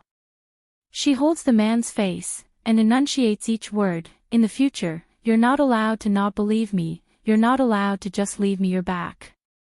I won't allow it, do you hear me? Di Mingju presses his hand on the back of her hand, his fingers gently caressing the place where the heart mark appeared. Jun Mayan, no matter who appears in the future, no matter what happens, you are my, Di Mingju's wife. You absolutely cannot leave me. I won't allow it, do you hear me? Two pairs of eyes silently mingle in the darkness. Di Mingju slowly leans down, and drops a kiss between Mayan's eyebrows. I'm sorry, Yan Yan, I shouldn't have left you. In the future, I won't do it again. Mayan coldly snorts, there's still a future. The girl's brows are picturesque like a poem. When she's slightly angry, her long eyelashes gently tremble, and the corners of her eyes are slightly curved. In those misty eyes, there seems to be a small hook hooking at Di Mingju's soul, making his breathing quicken. Di Mingju props himself up with one hand, his other hand caressing her cheek. He lowers his head and gently kisses her. It's just that, before he can seize those soft red lips again, he feels a great force coming at him from below. Mayan directly uses her spiritual power to kick him off the bed. With Di Mingju's cultivation, of course he wouldn't fall to the ground in a sorry state. However, the fiery gushing tide of passion is interrupted, and Jun Shangdaren's eyes dangerously narrow. A strong plunder that wants to devour people directly flows out of his eyes.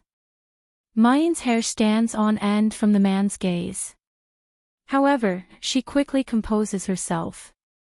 Her red clothes sweep past, and she lazily leans against the bed. She looks at the man in front of her with a smile that isn't a smile. Di Mingju, you wouldn't think that you could come back so easily after turning around and leaving, right? Di Mingju takes a step closer, his deep eyes unblinking as he looks at her. Then what does Yan Yan want from Ben Jun? Mayan's mouth curls up, and her eyes reveal a sly smile.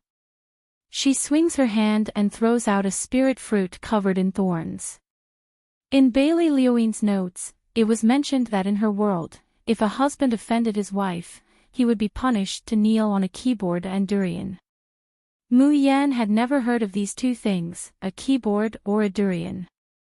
But that didn't stop her from finding something to substitute from Bailey Liuin's description. For example, a washboard. Another example was the spiritual fruit called the golden Bodhi fruit, which was covered with shadow spikes. As soon as Di Mingju saw the golden Bodhi fruit, his eyelids twitched. This was simply preposterous. He was the polar domain's sovereign emperor.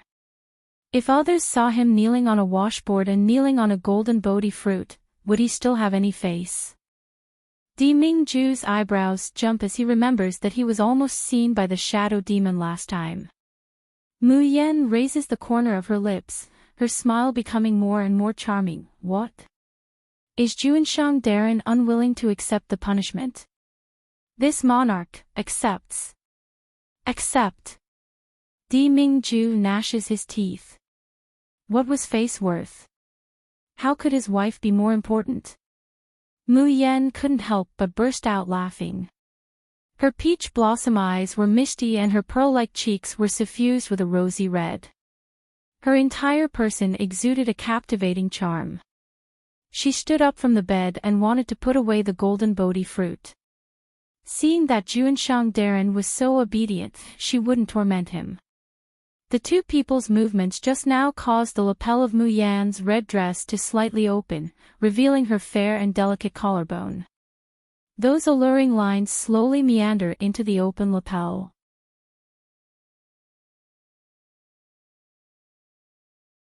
Chapter 1797. Is this a durian? 2. The red clothes set off the skin of ice and bones of jade, white and tender like frost, creamy like jade. Di Mingju's eyes suddenly deepen, his Adam's apple silently rolls up and down. In the depths of his eyes, there's a blazing flame that can't be suppressed. Mayan just got up, but a hot palm suddenly clasps her wrist. Then, the world spins before her eyes, and her whole body is thrown onto the bed. The tall and heavy body presses down, and both hands are pressed on top of her head again. The man's eyes firmly hold her, like he's staring at his proudest prey, wishing he could immediately swallow her into his belly. Mayan's whole body suddenly tenses up, her throat dry. Di Mingju, what are you doing? In any case, I'm going to be punished. The man's voice is hoarse and hot, low and dangerous. Ben Jun, I'll collect the interest first. Oh. Di Mingju, you. Call Ben Jun's name, Yin Yu, Yin Yen. Say it again. Ah, bastard. Say it again. Yin Yu. Yin Yu. Yin Yu, Jun Mayan, I love you. You must always remember, you belong to me. Xiao Bao's eyes are red and a little swollen. Early in the morning, he stands outside Mayan's room, hesitating to go in. The fat rabbit nestles in his arms, gently licking his hand, as if to comfort him. Bai Xia sighs in his mind, there's no justice in this ancient arranged marriage system. Not only can they arrange a marriage, but they also don't need to show up in person to get the marriage certificate. It's simply breaking up the fated people. The point is, his thick golden thigh is also gone. It's simply too sad, okay. Xiao Bao's little face tightens, panting with anger. I don't want to talk to Daddy anymore. Daddy is a big scoundrel, he left Xiao Bao and Mommy. As he speaks, his eyes redden again. His heart really feels extremely sad, extremely wronged. He thought that he would finally have a complete family, with Daddy and Mommy. But it turns out that it's just a dream. Did his father not want him anymore? Doesn't want Mommy anymore. Bai Xia and the fat rabbit were also affected by Xiao Bao's emotions, they also became depressed. At this moment, the door creaked. Mu Yan's somewhat lazy and hoarse voice came from inside the house, Xiao Bao, come in. Hearing Mu Yan's voice, Xiao Bao's eyes immediately lit up, and he ran in. Mother, don't be sad. Before he could finish, his neck suddenly twisted 90 degrees. He looked at the corner of the house. Aw dash. Roar. Oh my God. When he saw this scene, even little Bao's face that had always been icy cold was shocked to the point it was on the verge of warping. His little mouth was wide open and his blue eyes were filled with shock and disbelief. After a long time, Xiao Bao stiffly turns around to look at Mayan. He was so shocked that his soul almost flew out of his body. Little Treasure could even hear the cracking sounds coming from his neck. Mother! Mother, a trace of embarrassment flits across Mu Yan's face. She originally didn't want to torment Di Mingju. In the end, this man was like a mad beast on the bed last night, torturing her between life and death. Mu Yan immediately threw her reluctance to feed the dog. The point is, when this bastard went to kneel on the golden Bodhi fruit, Mu Yan was worried that the barbs on the golden Bodhi fruit would hurt Di Mingju, so she couldn't help but go over to take a look. In the end, this shameless man pulled her into his arms, and with a kneeling position, he fiercely kisses her.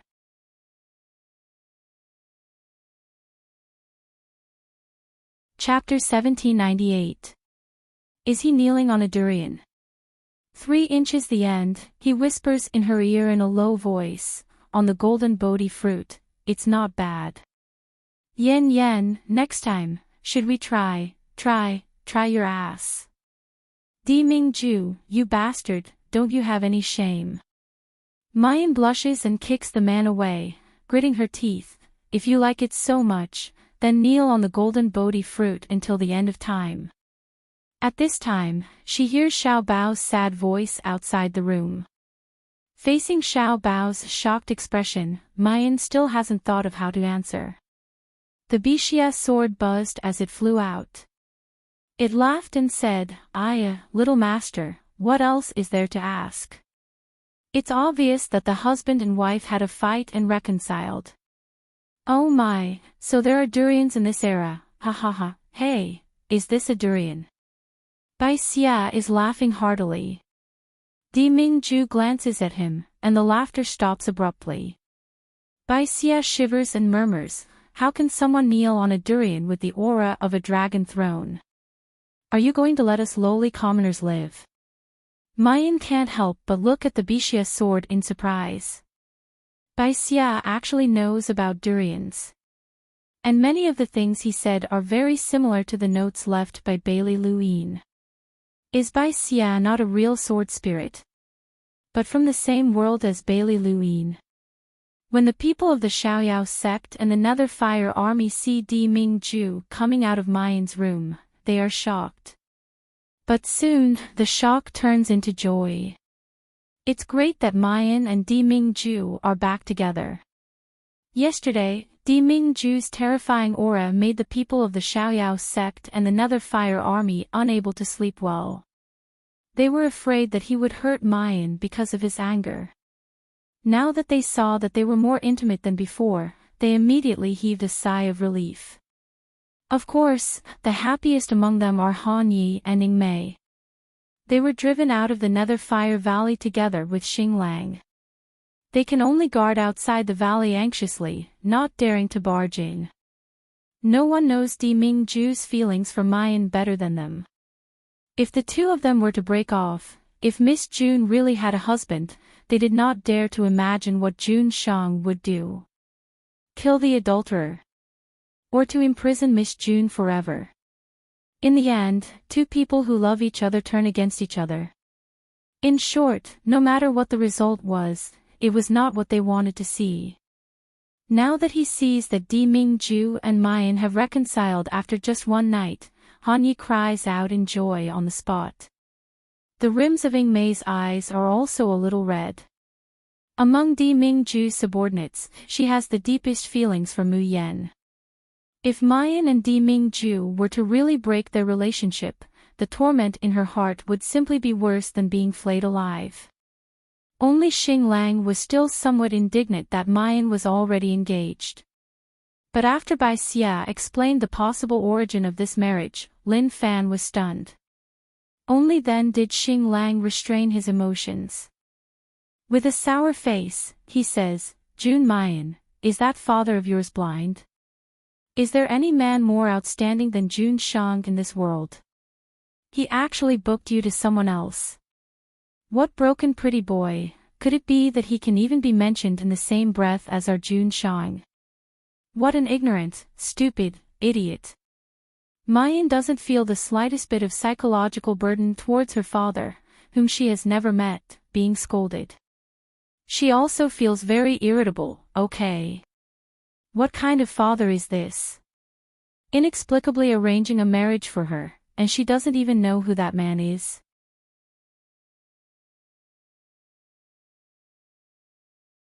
Chapter 1799. You are not my father, I do not know you. If he wanted to find her, couldn't he find a more normal way? Han Yi coughs lightly, restraining himself from laughing. Jun Shang, since Miss Jun's engagement was established on the Three Lives Stone, that means that Miss Jun's father is bound to be in the Shushan continent. Even Di Mingju is unable to take the Real Stone of 3 Lives from the Shushan continent. The only thing he could bring to the Cultivation continent was a fragment of the 3 Lives Stone, the Fate Stone. However, with the fate-determining stone, it was impossible to obtain the recognition of the heavenly Tao and establish a marriage contract without going through the person themselves. Only the marriage line and the 8 characters of the 8 trigrams could be used to obtain the recognition of the heavenly Tao. Therefore, it can be inferred that there is a 90% chance that Mayan's biological father is in the Shushan continent. Han Yi and Xing Lang are immediately eager to give it a try. Jun Shang, Miss, rest assured, with our polar domain's forces, we'll definitely be able to find that blind man, ahem, Miss Jun's father. Even the man who dared to steal their Jun Shang's wife. Once I find him, I must tear that pretty boy into pieces. This shocking change finally came to an end in a way that everyone was happy with. However, there was only one person who kept a straight face and did not smile at all. Di Mingju's unperturbed expression, which has always been in the grasp of heaven and earth, finally shows a crack.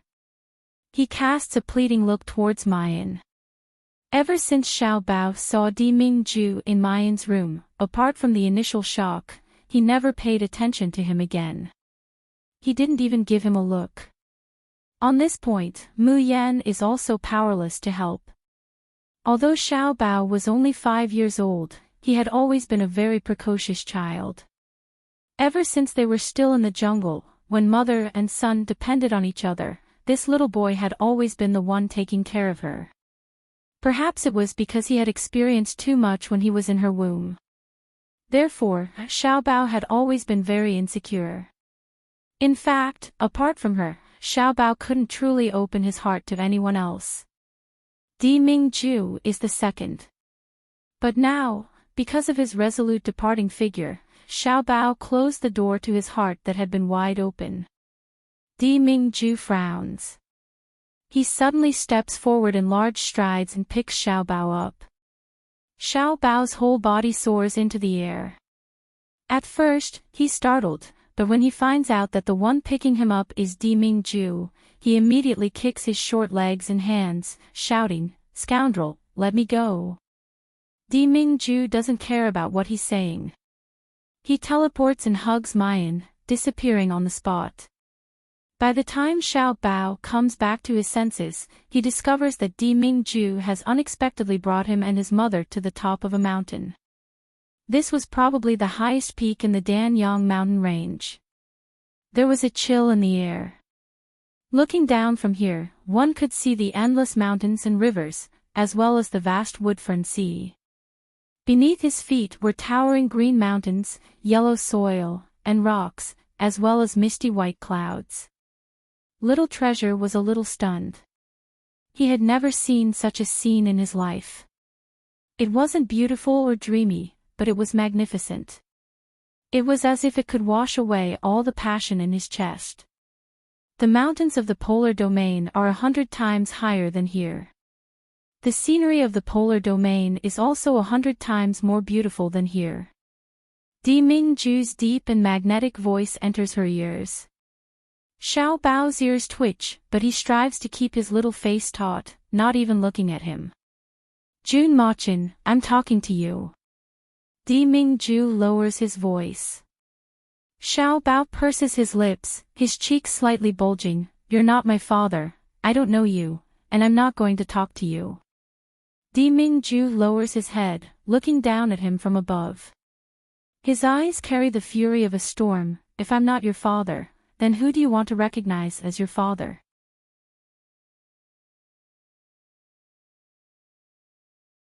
Chapter 1800. You're not my father, I don't know you, too. Being reprimanded by Di Mingju like this, the rims of Xiao Bao's eyes turn red. The grievances that have been accumulating for 2 days pour out all at once. But he firmly clenches his teeth, not letting himself show weakness, and not letting himself cry. Daddy won't abandon Yangqin and Xiao Bao. Daddy won't abandon Xiao Bao, and even more, he won't abandon Yangqin. You're a bad person, you're not my daddy. Despite his desperate efforts to hold back, the tears still fall from his eyes. Xiao Bao's entire little body is twitching from grievance. His 2 watery blue eyes are swollen like walnuts. Mayan's heart aches. She wants to step forward, but in the end, she still shrinks her footsteps and quietly watches from the side. Xiao Bao cries and wipes his tears. However, the more tears he wipes, the harder it is to suppress the grievances in his heart. Just when he's so sad that he wants to throw himself into his mother's arms and cry, a big hand suddenly presses on his head, gently rubbing it. Then, he hears his father's usually cold and dignified voice, carrying a trace of depression and lack of confidence. It's not that Daddy doesn't want you and Yangqin. Daddy is just afraid. Xiao Bao stares blankly, and he can't help but raise his head. Only to find that the tall, unreachable man has crouched down in front of him. The big hand is still softly pressing on the back of his head.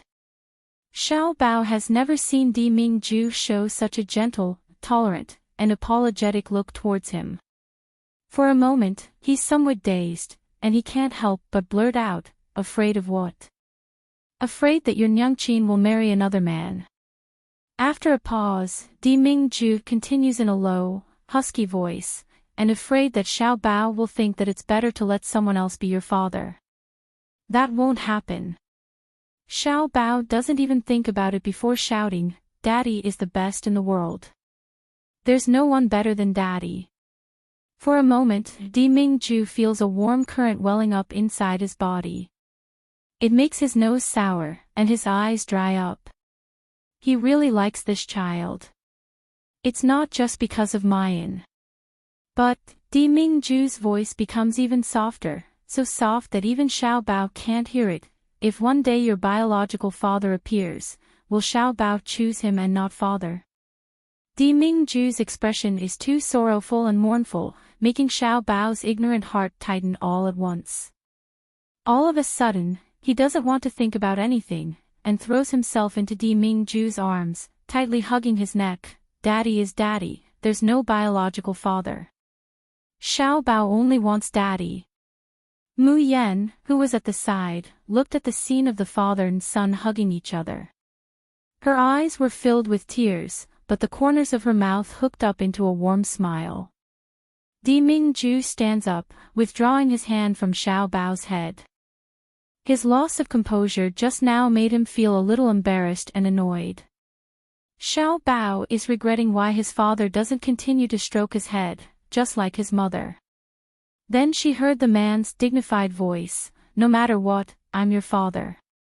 In the future, even if he lost his temper, he was not allowed to say that he didn't want his father anymore. Otherwise, I'll beat your ass until it blossoms, do you hear me? Xiao Bao purses his lips and throws himself into Mayan's arms. He complains loudly, Yangqin, Daddy is bad. Daddy wants to hit Xiao Bao. We'll ignore him. Mayan bursts into laughter. She picks up the little plump boy who already has some weight, and says with a smile, all right, we'll ignore him. Xiao Bao's brows immediately fly up. That pair of blue eyes that are still swollen are sparkling, like they're bearing the stars of a summer night.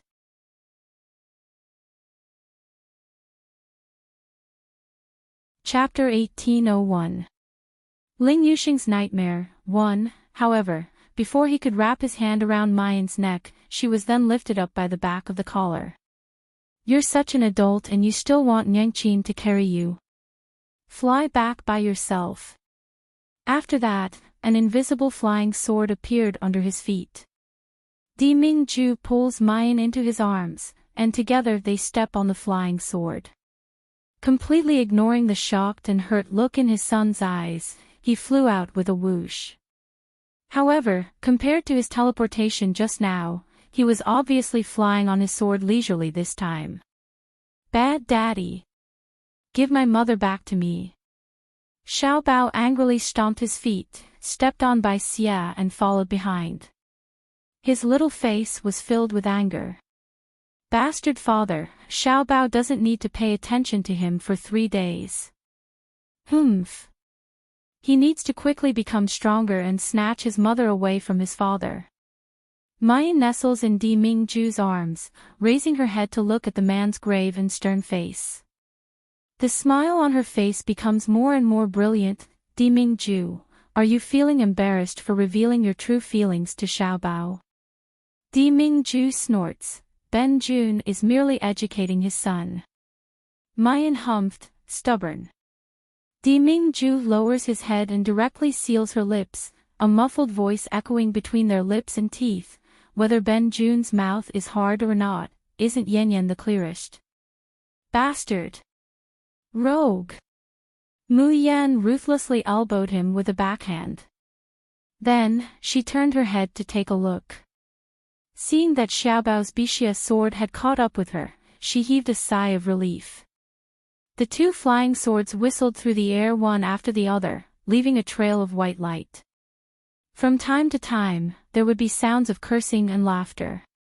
Time was peaceful, and the world was stable. This should be the case. Tsungyun City. Ling Yuxing came out of the treasure pill pavilion alone with a satisfied expression on his face. The time for the 3 teams that had left the Azure Blue Realm to go to the Purple Cloud Realm's Dragon Soar Academy to participate in the Deer Cry Banquet was getting closer and closer. During this period of time, Ling Yuxing felt that his domain had reached a critical point. He had a feeling that once he awakened his domain, he would reach a completely different realm. Today, he came to the Pearl Pill Pavilion, mainly to change his weapon. Ling Yuxing usually used the most ordinary needles in battle, as well as ordinary threads mixed with obsidian crystals. The obsidian crystal made the thread more tenacious and could bind up cultivators below the 5th level of Jindan. However, cultivators at the 5th level of the Golden Core realm and above could easily break his threads. Therefore, Ling Yuxing asked for obsidian crystals from his junior sister and found a evil taifa tree. He gave it to the master of the True Pill Pavilion to forge his new weapon. The bark of the demonic taifa tree could be peeled off with a special knife, mixed with obsidian crystals, and refined into an extremely tough, demon-binding silk. As for the evil taifa tree, its leaves were needle-shaped and were harder than iron or stone. Adding the demon-absorbing needles made from black crystals, it was almost invincible for anyone below the peak of Gold Core realm. These 2 kinds of needles and thread were extremely difficult to make. Ling Yuxing had already gone in and out of the Pill Treasure Pavilion several times, destroying several evil taifa trees and several pieces of black dazzling crystals. This time, he finally succeeded. Just as Ling Yuxing put away the demon-absorbing needles and demon-binding silk, he heard a vulgar voice behind him. Mingzhu said that you were in the Starry School, but I didn't believe it at first. I didn't think that you would really dare to come back. Ha ha ha, Ling Yuxing, do you miss the taste of me? Ling Yuxing's body suddenly trembled, and his eyes suddenly turned blood red.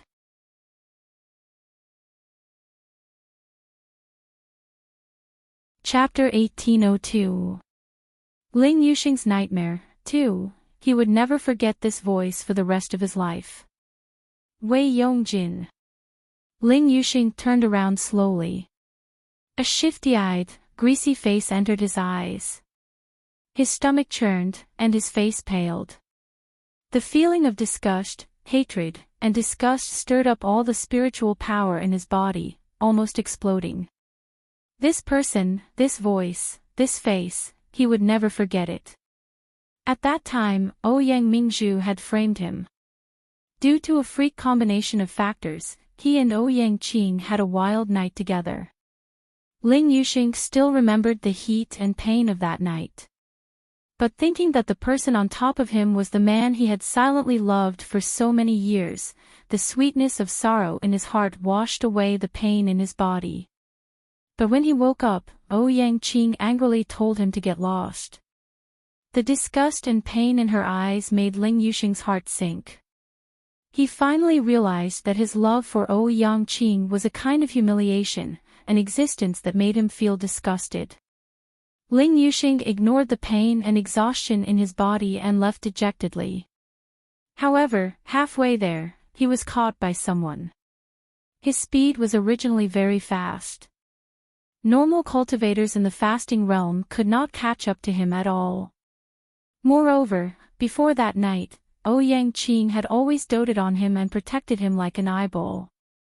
The Ouyang family leader, Ouyang Xiangdong, had been cultivating in seclusion many years ago and did not go out often. Thus, Ouyang Qing, the young master, was often in charge of everything in the Ouyang family. But Ouyang Qing, who held real power, had more guards by Ling Yuxing's side than she had herself. But it was that night. Ling Yuxing's body and soul were riddled with holes.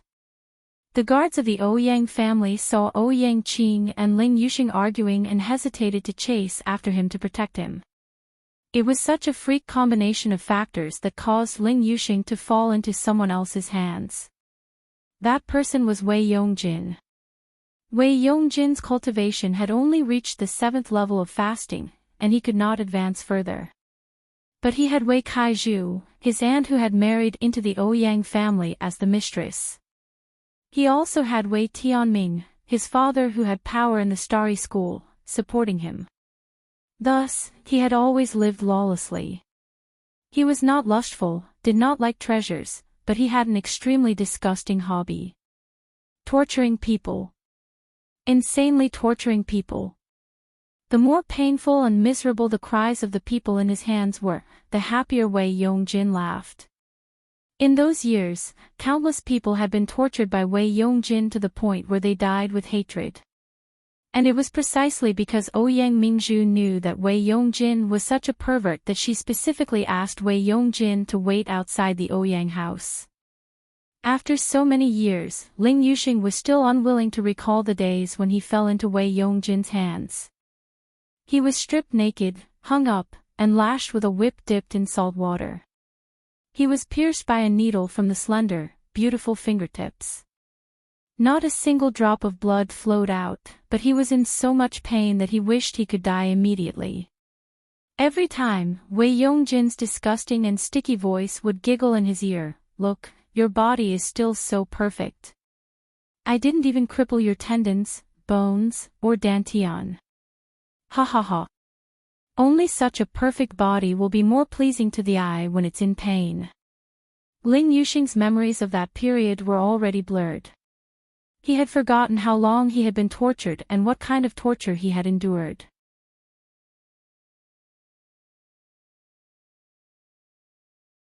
Chapter 1803.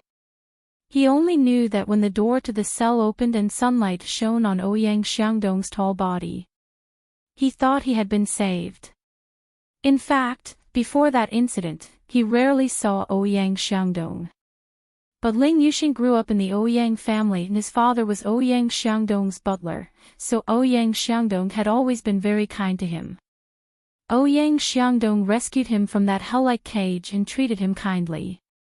He told him to recuperate and said that he would definitely seek justice for him. Ling Yuxing didn't see Ouyang Qing at that time. He wanted to ask, but he didn't dare. He was afraid that Ouyang Qing deliberately avoided him because she hated him. That night, Ling Yuxing convulsed in pain in his room, tears streaming down his face. Wei Yongjin didn't break his meridians or destroy his dantian. But he used poison needles to stab into every inch of his meridians and dantian. The poison wasn't fatal, but it would magnify the pain countless times. Ling Yuxing fainted again and again, only to be woken up again and again by cold water. Even though he was out of hell, the pain still remained in his body and his soul. In a daze from the pain, Ling Yuxing opened his eyes and saw his mother crying at the head of the bed. There were also his father and brother standing next to her. Seeing his family, Ling Yuxing cried tears of joy. However, what greeted him was his father's angry scolding. How disgusting and intolerable was it for a man to like another man.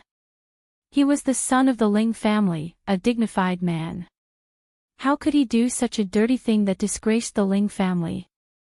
If he had any self-awareness, he should immediately get out of the Ouyang family and the Ling family, lest the two families lose their last bit of face. Although his mother and brother didn't say anything, they turned their heads indifferently and didn't look him in the eye. Ling Yuxing felt like he was struck by lightning. The last bit of hope and warmth in his heart disappeared at that moment. He stumbled out of the Ouyang family, but saw Ouyang Mingzhu standing at the door sneering at him. She mocked him for being a toad lusting after a swan's flesh. He was just a lowly servant's son, yet he dared to covet her brother.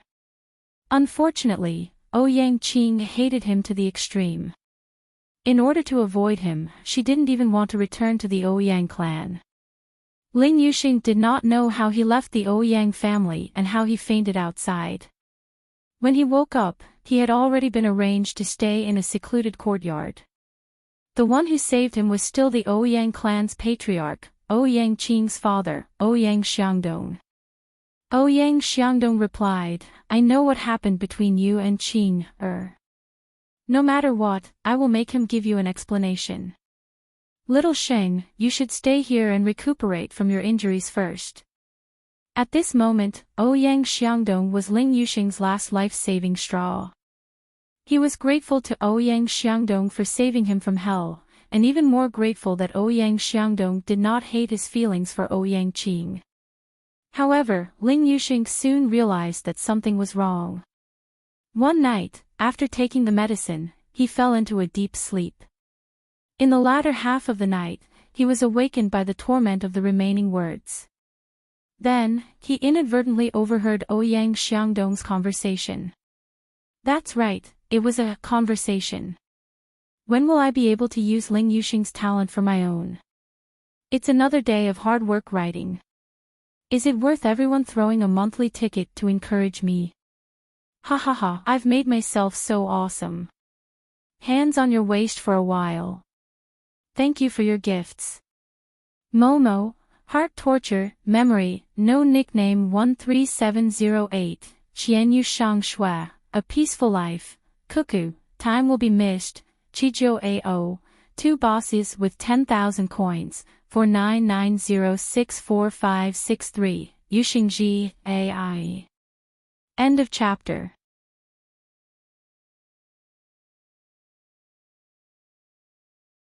Chapter 1804. What's the hurry? His body is still too weak. If we forcefully dig out his talent, if his body can't bear it and explode along with his innate spiritual root, wouldn't the loss outweigh the gain? But this bastard, as a man, actually has such dirty thoughts towards my son. I really can't wait a moment longer, I can't wait to tear his body into pieces. Ha ha ha, didn't you already know? He's not the only one with dirty thoughts. And you're.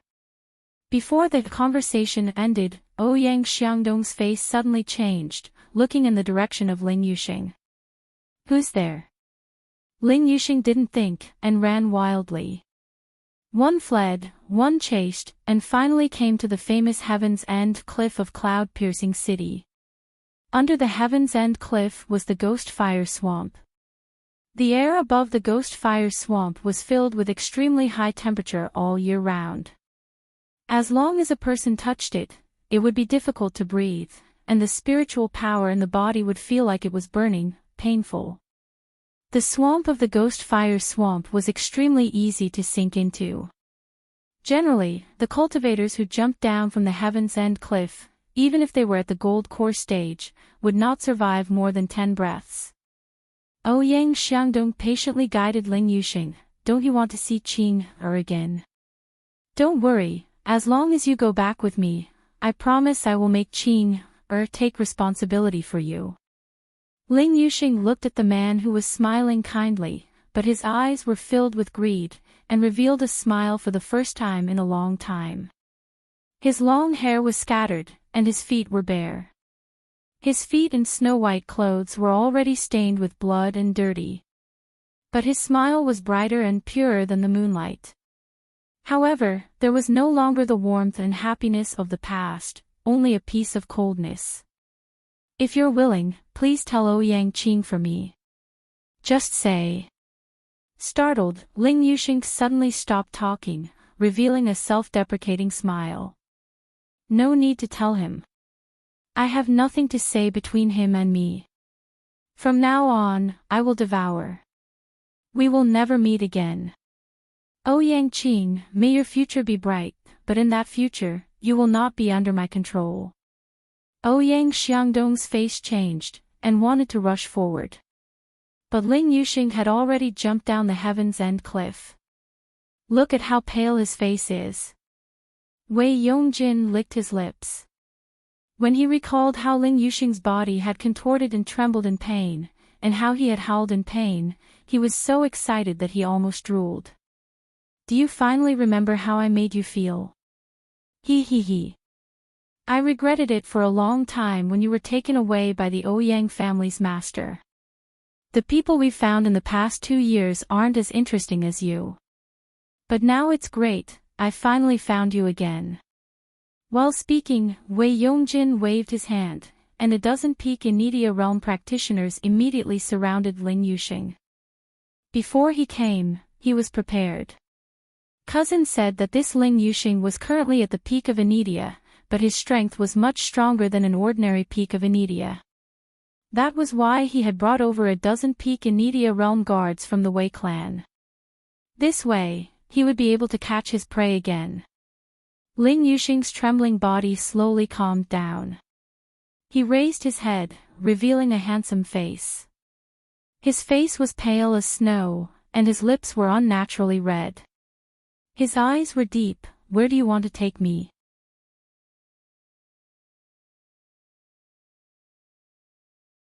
Chapter 1805. When Wei Yongjin heard what he said, he took the initiative to devour. He wanted to leave with her. Instantly, his face flushed with excitement. Good. I knew you would never forget me. Ha, brother will take you back to the Wei family. In the basement of the Wei family, I have prepared a prison room 100 times better than the original one. At that time in the Ouyang family, although my aunt loved me, I couldn't do whatever I wanted.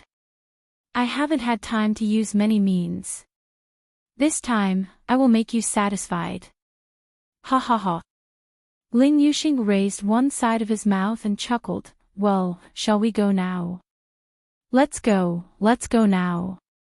Brother, I can't wait. Wei Yongjin didn't lose his head. He was afraid that Ling Yuxing's words were just an expedient measure, so he immediately let the guards around him surround him.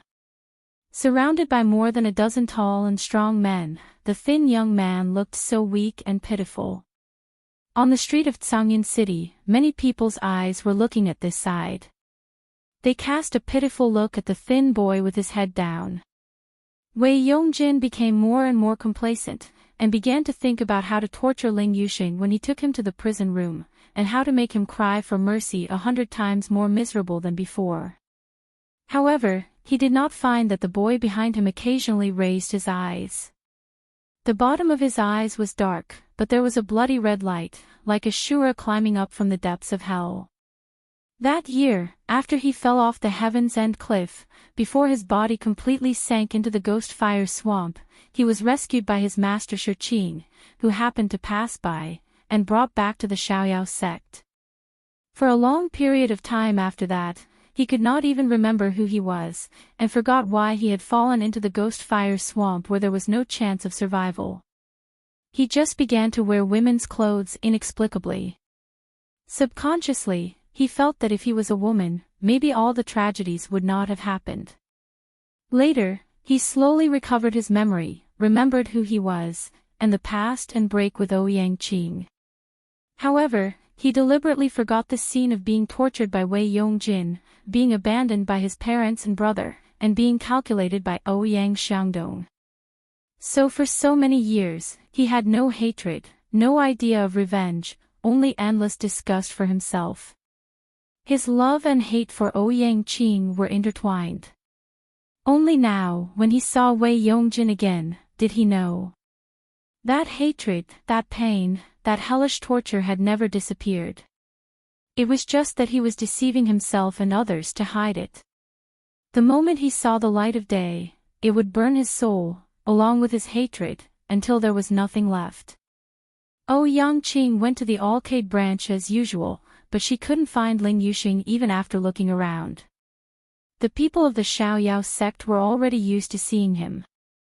Luo Yu even teased him with a smile, "Senior brother Ouyang, you've come to the Alcade branch to be a husband-gazing stone again." Ouyang Qing's expression was calm, as he replied with a "n" shamelessly. On the contrary, it made Luo Yu, who was teasing him, speechless. However, on this day, Ling Yuxing still hadn't returned even after waiting until nightfall. This time, even Mu Yan and the others could not sit still. Yun Ruhan said worriedly, "Little Five has always been the most obedient of all the people. He knows that we'll be worried, but he definitely won't come back without telling us." Mu Yan said directly, "I'll go to the Danyang mountain range to look for it."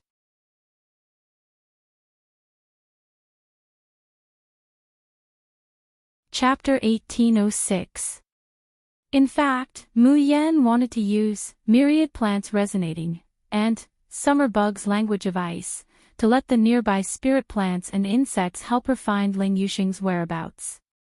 However, the result was still disappointing.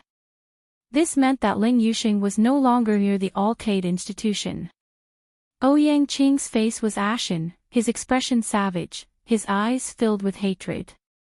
He suddenly soared up, the flying sword under his feet moving as fast as lightning towards the direction of Alioth branch. During this period of time, Ouyang Qing, with her Jidong cultivation level, had actually learned to fly on a sword. Mu Yan frowns. Perhaps fifth senior brother's disappearance was related to his past, the Ouyang family, and even the Wei family. She recalled the news that Ouyang Mingzhu was actually Wei Mingzhu. Mayan doesn't even think about it and immediately follows him. The moment Ouyang Qing entered the Alioth branch courtyard, someone immediately noticed him. "Senior brother Ouyang, it's senior brother Ouyang. Senior brother Ouyang, why are you here?" Hearing everyone's call, Wei Mingzhu rushed out excitedly. Her eyes lit up and she was about to throw herself into Ouyang Qing's arms. Big brother, you finally came to see me, woo-woo." Her body had yet to touch Ouyang Qing's clothes. However, his throat was suddenly clutched by a hand. Ouyang Qing clenched her fists. "Tell me, what did you do to Xing?" Wei Mingzhu's throat was being strangled. She felt a burning pain on her neck, and her breathing seemed to be cut off. Her eyes almost popped out of their sockets. She opened her mouth with difficulty, and a gurgling sound came from her throat. Brother! Spare! Spare me!" Ouyang Qing violently flung her to the ground. Wei Mingzhu's head directly hit the corner of her master's bed. Blood immediately flowed from her head, and she let out a painful howl. Ouyang Qing looked at her face covered in blood and crying bitterly, but there was no trace of pity in her eyes, only deep hatred and disgust. where is Xiaoxing? What did you do to him? Wei Mingzhu covered the bleeding wound. The dizziness only subsided after a while. She wailed, "Brother, what's wrong with you? Why are you doing this to me? I'm your little sister. Where's Xiaoxing? I haven't seen him at all these days. Could it be that Ling Yuxing disappeared? But what does that have to do with me? Maybe he left for fun." Before Wei Mingzhu could finish her sentence, Yangqing raised her foot and stomped on her throat. Her eyes were bloodshot as she gritted her teeth and said, "I'll ask you again, where is Xiaoxing? If you don't say it, don't blame me for being impolite." Wei Mingzhu felt the pain coming from her throat and heard a cracking sound coming from her throat. She was scared out of her wits, and her body trembled like a sieve. I don't know, I really don't know. This is Alioth Academy, you can't kill me, otherwise, you will be punished as well. What's more, I'm your only sister. Yangqing sneered, "Sister? Wei Mingzhu, do you really think that I don't have proof that you are Wei Tianming's bastard child?" Wei Mingzhu shuddered. At this time, there were more and more Alioth branch cultivators surrounding her. Hearing Yangqing's resolute and decisive words, everyone looked at Wei Mingzhu with even more contempt and disgust. Wei Mingzhu screamed, "No! I am not Wei Tianming's daughter. I'm the young lady of the Ouyang family. I am." You're tuning into the LoveLore Library YouTube channel. We're so grateful for your support, and don't forget to subscribe to join us on this incredible journey through captivating stories. Your generosity through donations truly makes a world of difference, as it's the primary source of revenue that allows me to expand and enhance this channel for you. Thank you from the bottom of my heart for being a part of this adventure.